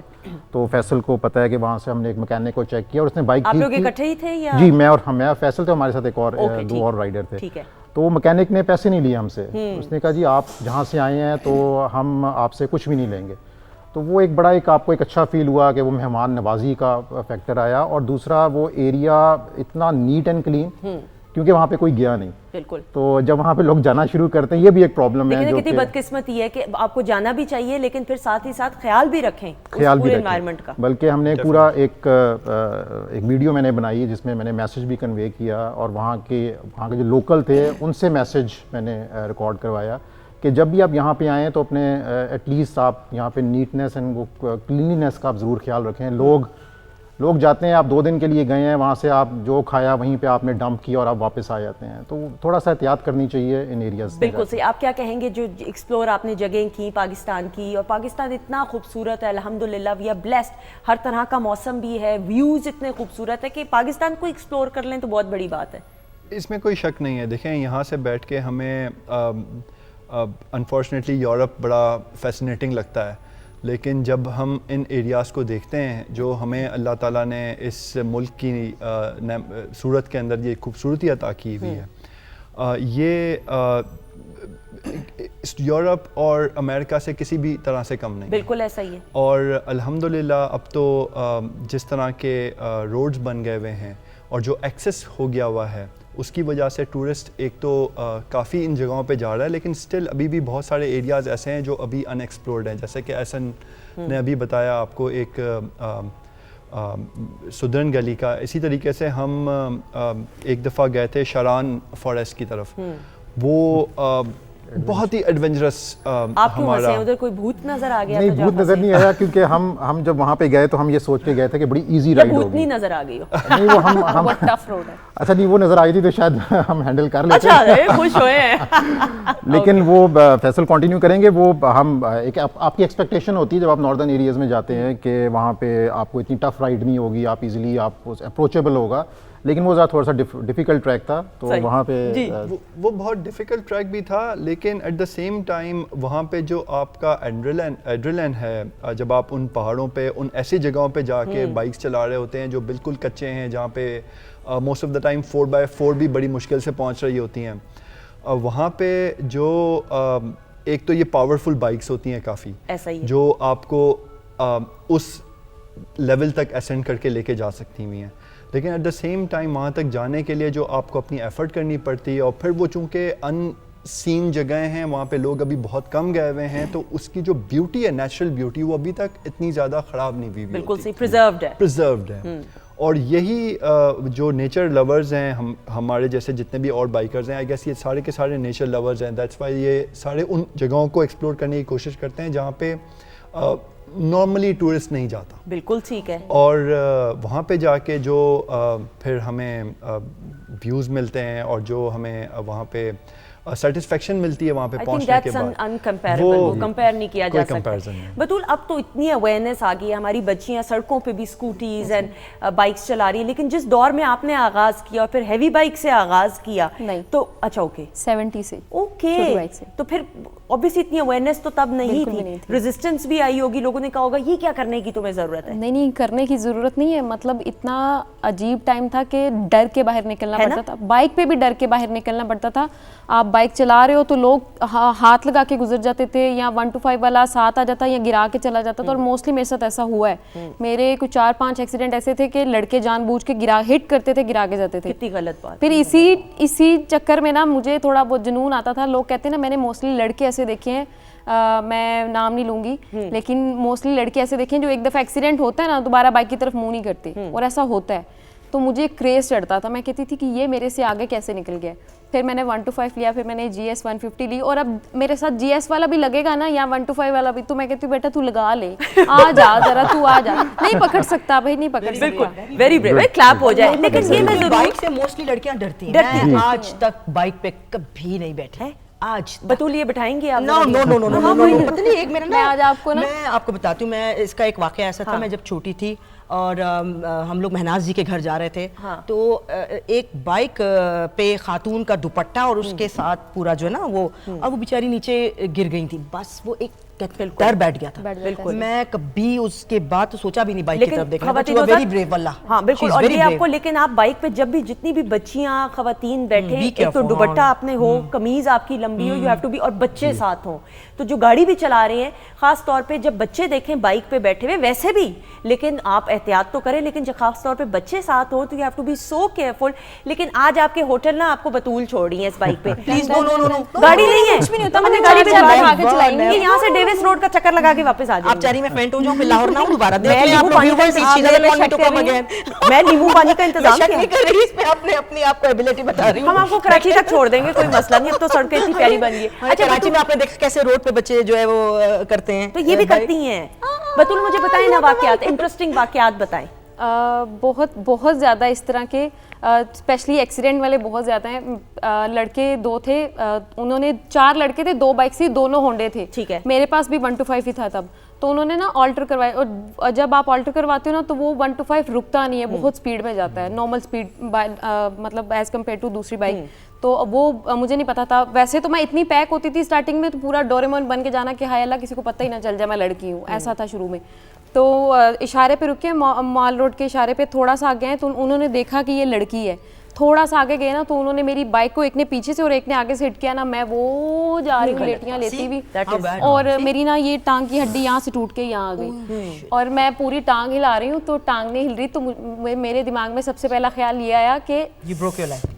टांग गई, मेरी तो शादी भी नहीं हुई यार, शिट। अच्छा सर, डायरेक्ट शादी पे आ गई। मतलब मेरे दिमाग में एक ये चीज फर्स्ट वाली ये आई, ठीक है। फिर मेरे दिमाग में यार हर चीज टीवी पे नहीं बतानी होती, कोई बात नहीं, घर वालों को पता है मेरी हरकतों का। लाइव है। अब ये शिट, अब्बू को पता चला, अब्बू दूसरी भी तोड़ देंगे, ये हिल नहीं रही है। अच्छा, जब थोड़ी होश आई ना, मैं इससे बाहर निकली तो मैं, मेरी बाइक किधर है, मेरी बाइक किधर है, उठा नहीं जा रहा। तो मुझे अंकल आके कहते, बेटा आप उठो तो सही, आपको आपकी बाइक। मैं अंकल जी मेरी बाइक देखिए, मेरी बाइक ठीक है। तो मुझे कहते आप उठने की कोशिश करें, बाइक छोड़े, बाइक ठीक है। तो मुझे उठाने की कोशिश की, नहीं उठाया गया ना किसी से, ना मैं सीधी हो रही थी, तो मुझे यहाँ से पकड़ के ना घसीटते हुए जाके फुटपाथ के साथ टेक लगा दी, और मैं यूँ, मैंने कहा अंकल जी मेरी बाइक बता दे किधर। लेकिन ये जुनून है, लेकिन ख़वातीन you have to be so careful. और ये बड़ी, अब तो खैर अवेयरनेस बहुत आ गई है, मैं समझती हूँ वो दौर अब चला गया, अल्लाह का शुक्र है। एक तो सोशल मीडिया से भी अवेयरनेस बहुत आई है, लेकिन मैं ऐसे ना आपसे ये ज़रूर जानते हुए, अब तो माशाल्लाह बच्चियाँ भी इतनी बाशऊर हैं, एक बाइकर को, और फिर हैवी बाइक की खास तौर पर बात करें, उसका ख्याल रखना भी तो आना चाहिए कि अगर ख़राब हो जाए तो उसको क्विक फिक्स करने का भी तरीका आना चाहिए कि अगर मैकेनिक ना मिले। जी, ये बड़ा बहुत इंपॉर्टेंट है, नॉट ओनली हैवी बाइक्स के लिए, बट आप कोई भी चीज़ अपने पास रखते हैं एज ए हॉबी, वो कोई भी मशीन हो, वो CD70 हो, वो आपकी कोई हैवी बाइक हो, 1800 cc हो, आपको बेसिक्स पता होने चाहिए। आपको एटलीस्ट ये पता होना चाहिए कि अगर ऑन द रोड अगर आपको कोई इशू आ जाता है, तो जो बेसिक उसकी मशीनरी की चीज़ें ठीक करने वाली हैं, उसकी आपको नो हाउ होनी चाहिए। आपको मैकेनिक, अब तो खैर मैकेनिक भी बहुत हैं, लेकिन बट स्टिल अपनी मशीन का ख्याल रखना, आपको इसको treat it as your child, मतलब हम तो इसको ऐसे ही ट्रीट करते हैं, तो इसलिए बड़ा ज़रूरी है कि आपको उसकी ABCs एटलीस्ट पता हो। बहुत ज़्यादा एडवांस पता होना भी ज़रूरी नहीं है, लेकिन इतना पता हो कि आप घर में उसकी माइनर चीज़ों को खुद ही सेटल कर सकें। ऑन द रोड भी अगर कोई इशू आ जाता है तो आपको पता हो कि मैंने क्या करना है, और घर में एक बेसिक मेंटेनेंस आपको पता होनी आनी चाहिए। बिल्कुल सही। अच्छा, मुझे हेलमेट्स का बताइएगा, ये हेलमेट किसकी, क्योंकि जो हैवी बाइक्स होती हैं उनकी हेलमेट्स भी स्पेशल, फैसल ये आपकी है? ये मेरी, आप बताइएगा प्लीज़। ये पकड़ के दिखा दीजिएगा ताकि लोग देखते भी रहें और साथ साथ बताते भी रहें। ये जी नॉर्मली जो बाइक के हेलमेट होते हैं इस तरह के, वो काफ़ी स्पेशलाइज्ड हेलमेट्स होते हैं। ठीक है। सो ये इन केस ऑफ इमरजेंसी, जिस वक्त आप खुदा न ख्वास्ता को हिट होती है या कोई आप अनबैलेंस हो जाती है बाइक और आप गिर जाते हैं, तो ये आपकी जो नेक और हेड इंजरी है उससे आपको जो है बहुत ज़्यादा सपोर्ट करती है। बिल्कुल, और स्ट्रांग होगा ये बहुत ज़्यादा, और ये बहुत ज़्यादा स्ट्रांग होता है। ये इसका वेट इतना ज़्यादा नहीं होता, ठीक है, लेकिन ये स्टिल जिस तरह का इसके अंदर मटेरियल बना हुआ होता है, ये काफ़ी सपोर्टिव होता है फॉर ये आपका नहीं मेरा। हाँ ठीक है, बिल्कुल सही। अच्छा, उसके अलावा जो स्पेशल लाइक आप एल्बोज के लिए, टांगों के लिए जो प्रॉपर पैडिंग होती है या प्रॉपर जो कपड़े होते हैं उसका भी बताते हैं? जी ऐसे ही है, उसका दो तरीके की चीज़ें होती हैं नॉर्मली एल्बोज या फिर नी गार्ड्स लोग पहन रहे होते हैं मोस्ट ऑफ द टाइम, लेकिन अब चूंकि नया एक ट्रेंड चला हुआ है जिसके अंदर आपकी जो जैकेट होती है उसके अंदर इटसेल्फ ये जो एल्बो गार्ड्स और चीज़ें होती हैं, शोल्डर गार्ड्स आपके इनबिल्ड होते हैं। सो आपने एडिशनली ऊपर से नहीं पहनने पड़ते, बल्कि जो आप जैकेट नॉर्मली पहनते हैं बाइक चलाते हुए, ठीक है, वो ही आपको इस तरह की प्रोटेक्शन प्रोवाइड, यानी ये नॉर्मल कपड़े पहन के आप ना चलाएं। नहीं, स्पेशल जैकेट। बतूल, ये आपने स्पेशल वाली जैकेट, आए नजर इधर आए प्लीज, आ जाए। अब ये जैकेट का मुझे बताएं ताकि बच्चियों को पता होना चाहिए, और ये अपनी हेलमेट का भी पहन के दिखाइएगा। मुझे लग रहा है मेरा सर बहुत बड़ा है तो फिट नहीं होगा इसमें। नहीं आपको लगता है ऐसे ही है, बट क्योंकि आ जाता होता है ये लॉक हो जाता है। ये नॉर्मली इधर बताएं, एडजस्टेबल हो, ठीक है। हाँ, ये एडजस्टेबल है। अच्छा, मुझे आदत है, मुझे इस तरह चलाने की आदत है। मैं अगर ज़्यादा गर्मी लग रही हो या मुझे लग रहा हो कि धूप है, तो एक तो आगे बाइक चला चला के बेड़े कर रखी है मैं, फिर मैं ये यूं कर लेती हूँ। तो लेकिन अगर मेरी बात सुने, ऊपर करें तो स्पीड तेज हो तो आंख में कोई मिट्टी का जर्रा या कोई तिनका चला जाए फिर? एक्चुअली मुझे ग्लासेस लगी हुई है। व्हाट अबाउट, तो ग्लासेस उड़ जाएं भाई? नहीं उड़ती। The hairs you open your hair when you drive, I mean when you go for a ride? No, मैं किसी चीज की परवाह नहीं करती माँ सिवाय अपने बालों के। Really? हाँ, मैं सिर्फ अपने बालों की परवाह करती हूँ। मैंने कभी अपने मुंह का कुछ नहीं किया, मेरा अपना सैलून होने के बावजूद भी हाथ पाँव ज़्यादा नहीं तफसील बतानी, ज़्यादा निजी नहीं बतानी, सिर्फ बालों का ख्याल रखना है आपने, बाल अंदर कवर करके तो सेट रहते हैं। बिल्कुल सही। अच्छा, जब इसको बंद करके दिखाइएगा, okay, and then you can see properly, right, बिल्कुल ठीक। और ये मुझे अब उतार दीजिए इसको ताकि मैं दिखा दूं। अच्छा जी, अब इस जैकेट का भी बताइएगा कि ये जो जैकेट है, this is a special jacket, ये पहन के आप करती हैं इसको? जी बिल्कुल। ओके, और वो ग्लव्स भी दिखाइएगा प्लीज, ये ग्लव्स आपके? जी जी ठीक है जी, अब बताएं प्लीज। इस तरह ये ग्लव्स पहनते हैं, ये ग्लव्स के ऊपर भी पहन के दिखाएं, मैं पहन लेती हूँ। ठीक है, ऐसा ना आप भी बताते जाएं साथ साथ, अगर थोड़ा सा। एक्चुअली ये आप देखेंगे कि आपके ना इसकी आपके ऊपर वो एक प्रोटेक्शन की बनी हुई है इसके फ्रंट, अगर आप लेट्स सपोज गिरते भी ये होता ये है कि आप खुदा ना खास्ता नहीं, ये फ्रंट पे आप अगर ये देखें तो ये आप देखेंगे ये हार्ड और ये मटेरियल इसका, ठीक है, पहनाओ ना। इसका होता ये है कि आप खुदा ना खास्ता अगर नीचे गिरें या कोई सामने से कोई चीज़ हिट हो तो आपकी आर्म हैंड प्रोटेक्टेड रहे, आपकी बच जाती है, तो ये आपकी बच जाती है protection.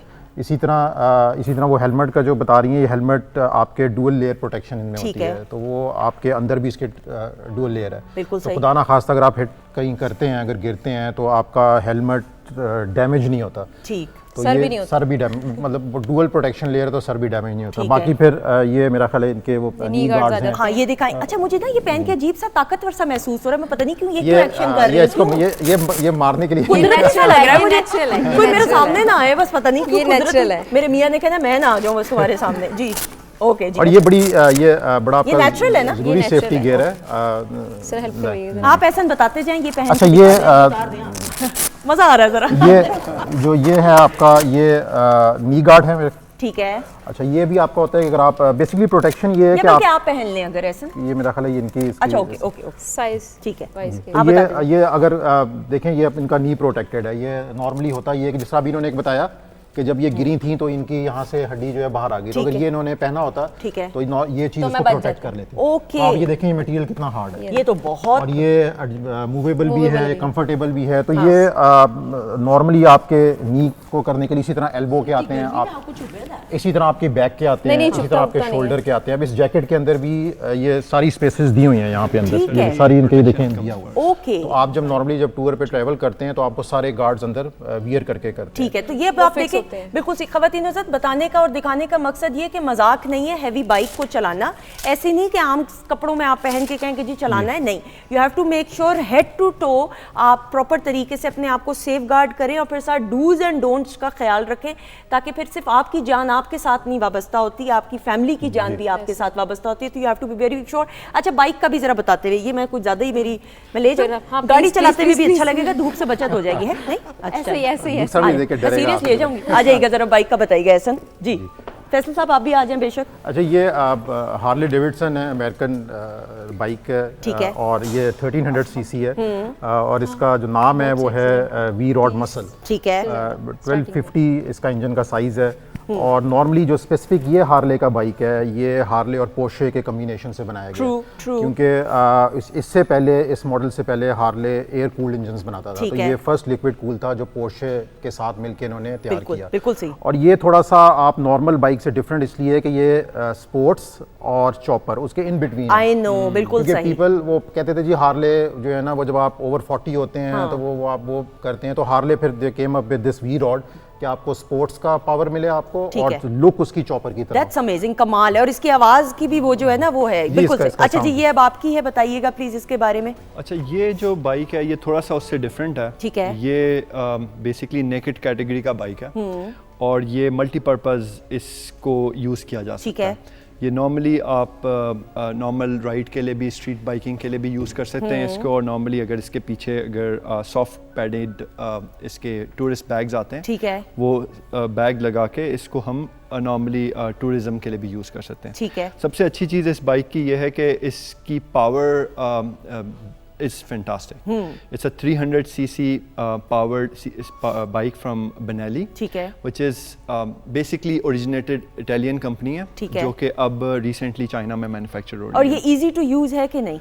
It is very comfortable. इस बाइक का सबसे इम्पॉर्टेंट जो चीज़ है जिसकी वजह से मैंने ये बाइक चूज़ की थी, दैट इज़ इसका वेट बैलेंस। ओके, ठीक है, दिस लुक्स कंफर्टेबल। वो ज़्यादा थोड़ी ज़रा उसका टायर आप देखें ना, टायर से मैं तो अगर सादा ज़बान में कहूँ तो वो पता चल रहा है ऑब्वियसली, मतलब me being a layman obviously. ये बिल्कुल डिफरेंट कैटेगरी का बाइक है, और ये बिल्कुल डिफरेंट कैटेगरी का बाइक है। इस पे पीछे आपने आराम से बिठाया हुआ है, कभी किसी को, बच्चे को, किसी घर में कहा हो, किसी मैं खुद ही बैठे हुए इसमें हम 2 बंदे बैठ के मुल्तान तक गए। रियली? मुझे शक हो रहा था इसकी सीट की कैपेसिटी नहीं है, आप बैठे हुए इस पे? मैं भी बैठा हूँ और फैसल भी बैठा है इकट्ठे। जी, अभी हम रिसेंटली मुल्तान गए थे, बिल्कुल, और उसमें ये बहुत कंफर्टेबल बाइक है। That's amazing. इट्स लाइक जब ये चल रहा होता है तो इसका वेट आपको बिल्कुल भी फील नहीं। आई एम श्योर, प्लीज आइएगा, तशरीफ रखिएगा, दिस इज अमेजिंग। क्योंकि हैवी बाइक्स के बारे में ऑब्वियसली यही कहा जाता है कि you know it's one man show, यानी वो जो दूसरा शख्स पीछे बैठा होगा तो उसके लिए ज़रा बैठना कितना आसान है, मुश्किल है, बट ऑब्वियसली जिसको चलानी आती है, हैंडल करनी आती है, वो तमाम चीज़ें। अच्छा, मैं before we wind up the segment, quickly कोई पैगाम तमाम उन बच्चियों के नाम जिनको बाइकिंग का तो शौक है लेकिन सेफ्टी के हवाले से? जी, अभी जिस तरह बतूल ने 1-2 वाक़यात का जिक्र किया है कि 1 to 5 वाले आए, तो एग्रेशन, आप जो मशीन पे बैठे होते हैं तो जो जिस चीज़ को आपने कंट्रोल करना है वो आपका एग्रेशन है। वो आप CD 70 पे हों, वो आप 1300 सीसी पे बैठे हों, क्योंकि एग्रेशन अगर आप कंट्रोल रखेंगे तो then you are safe. Apart from safety gadget, वो तो एक मैंडेटरी चीज़ है, मगर अगर सेफ्टी गैजेट्स के होते हुए भी अगर आपने एग्रेशन कंट्रोल नहीं किया तो वो भी आपके लिए डेंजरस हो सकता है। तो आप शौक ज़रूर रखें। बाइक आपके पास 70 है, 1 to 5 है, जो भी आपके पास, कोई फ़र्क नहीं, कोई जो मर्जी बाइक है आपके पास, आप एंजॉय करें, लेकिन रोड के ऊपर आके वो बाइक हो, वो कार हो, जब आप एग्रेशन शो करेंगे, और यूथ के अंदर वैसे ही जब एक वो बाइक के ऊपर होते हैं और वो एक थ्रिल होती है, तो वो फिर उसको आप शेखी भी आ जाती है, तो एग्रेशन आपके अंदर नहीं होना चाहिए। कंट्रोल चलाएं, आपके पास रोड्स हैं, आप एक कहते हैं सेफ्टी कम्स फर्स्ट, बिल्कुल सही, one liner message. I think ये जो बतूल ने भी अपना एक्सपीरियंस शेयर किया और एहसन भी बात करें, वो बात बिल्कुल ठीक है, लेकिन एट द सेम टाइम मैंने अपनी ऑब्जर्वेशन है मेरी, ओवर टाइम ये एग्रेशन भी थोड़ा सा कम हुआ है, और अपार्ट फ्रॉम दी ये जो 70 सीसीज और 125 सीसीज जो नॉर्मल रोड पे चल रही होती हैं, बट जो भी टूरिस्ट बाइकर्स हैं वो नॉर्मली अपनी सेफ्टी का बहुत ज़्यादा ख्याल रखते हैं। और ये कुछ बाइक्स तो फिर थोड़ी सी स्पीड पर्सपेक्टिवली भी लेके जाते हैं, लेकिन जो टूरिस्ट बाइक होते हैं वो नॉर्मली पावर आपको ज़रूर दे रहे होते हैं, लेकिन वो स्पीड बाइकर्स नहीं होते नॉर्मली। तो वो टूरिस्ट बाइकर्स के लिए मैं रिकमेंड करता हूँ कि उसी तरह के बाइक्स यूज़ किए जाएं, सो दैट कि आप अपने टूरिज़्म को फुली इंजॉय भी कर सकें। एट द सेम टाइम आपको ये जो एग्रेशन वाली बात है, जब आपके बाइक के अंदर ही एग्रेशन वो वाला नहीं होगा तो होपफुली आपके अंदर भी एग्रेशन। बिल्कुल सही। बतूल, बच्चियों के लिए पैगाम, जो बाइक का शौक है, बाइक चला भी रही हैं, सड़कों पे स्कूटीज चला रही हैं, जितने भी जो भी आप देना चाहें। मैंने मोस्टली लड़कियों को देखा है कि स्कूटी हो, 70 हो या कोई भी बाइक हो, वो हेलमेट नहीं पहनती। हाँ। तो मैं उनसे यही कहूँगी कि हेलमेट पहना करें, क्योंकि आप हैं, आपके वाली बात के आपके अलावा आपकी फैमिली भी आपकी मुंतज़िर है। एक मेन चीज़ ये, और दूसरा लड़कों के लिए यही कि अगर आप देखें कि लड़की रोड पे बाइक चला रही है तो काइंडली उनको स्पेस दें, उनको सपोर्ट करें, ना कि उनको हरासा करके उनको साइड पे लगाएं या उनको गिराने के चक्कर में रहें। बिल्कुल। और औरत की, बेटी की, बच्ची की इज्जत करना बहुत ज़रूरी है सड़क के ऊपर, क्योंकि आपके घरों में भी बेटियां हैं, बहनें हैं। ये बड़ा टिपिकल सा जुमला है, लेकिन ज़रूरी है। माशरे की तरक्की में ख़वातीन मर्दों का प्रॉपर एक हाथ है, तो दोनों को इक्वल मौके मिलने चाहिए, जो अल्हम्दुलिल्लाह मिल रहे हैं। इसी के साथ आप तीनों मेहमानों का शुक्रिया अदा करते हुए थैंक यू सो मच, बहुत शुक्रिया। माजबीन, आपका भी बहुत बहुत शुक्रिया। Arusa ji, thank you so much. My pleasure, pleasure having you. और ये आप कौन सी खोपड़ी वाला पकड़ रही है? मैं तो ये खोपड़ी फूलों वाली जो है, नहीं उधर कहाँ देख रही हैं? ये वाली मैं हेलमेट पकड़ के No, don't show me anything. I'm so scared of. नहीं मैं पकड़ूंगी हाथ पकड़। No, I'm so scared. बचपन से मेरे माइंड में मैं हूं ना आपके साथ, टेंशन ना ले। इसको तो बहुत ब्रेव कहती हूँ, माशाल्लाह, ऐसा होना चाहिए। ठीक, कल मुलाकात होगी। ये घरेलू गुफ्तगू कल जारी और सारी नहीं रहेगी। हम नए टॉपिक के साथ आएंगे कल, मदर्स डे इंशाल्लाह ताला। अपना बहुत सारा ख्याल रखिएगा। हमारी तरफ से खुदाफिज। लेकिन जाने से पहले अरूसा जी की आवाज में खूबसूरत सा गीत, और ये मैडम नूर जहां को ट्रिब्यूट पेश करते हुए बहुत सारी क्लैप में।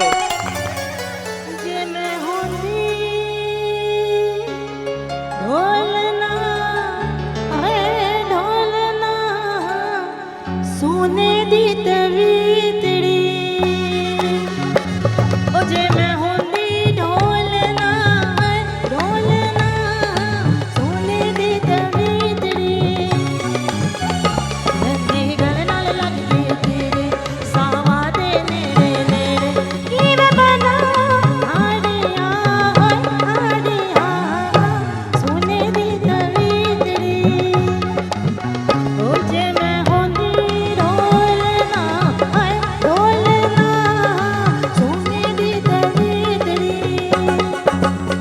नंदी गल नाल लग के तेरे सावा दे नेड़े नेड़े, की मैं बना आड़िया आड़िया, सोने दी तवीतड़ी, ओ जे मैं होंदी ढोलना है ढोलना, सोने दी तवीतड़ी।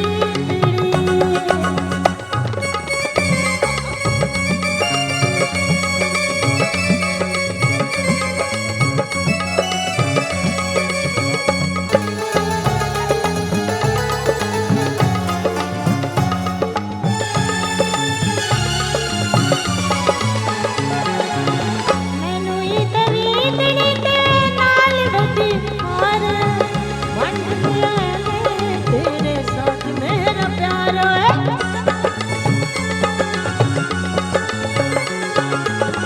मैनू ई तवीतड़ी ते नाल वधी हार, वंड लिया ने तेरे नाल मेरा प्यार है, मेरी गुत्तू अंगड़ाइयां नहीं जान चर बस बच कर अक्का लांदी आड़िया आड़िया, सोने दी तवीतड़ी, ओ जे मैं होंदी ढोलना है ढोलना, सोने दी तवीतड़ी।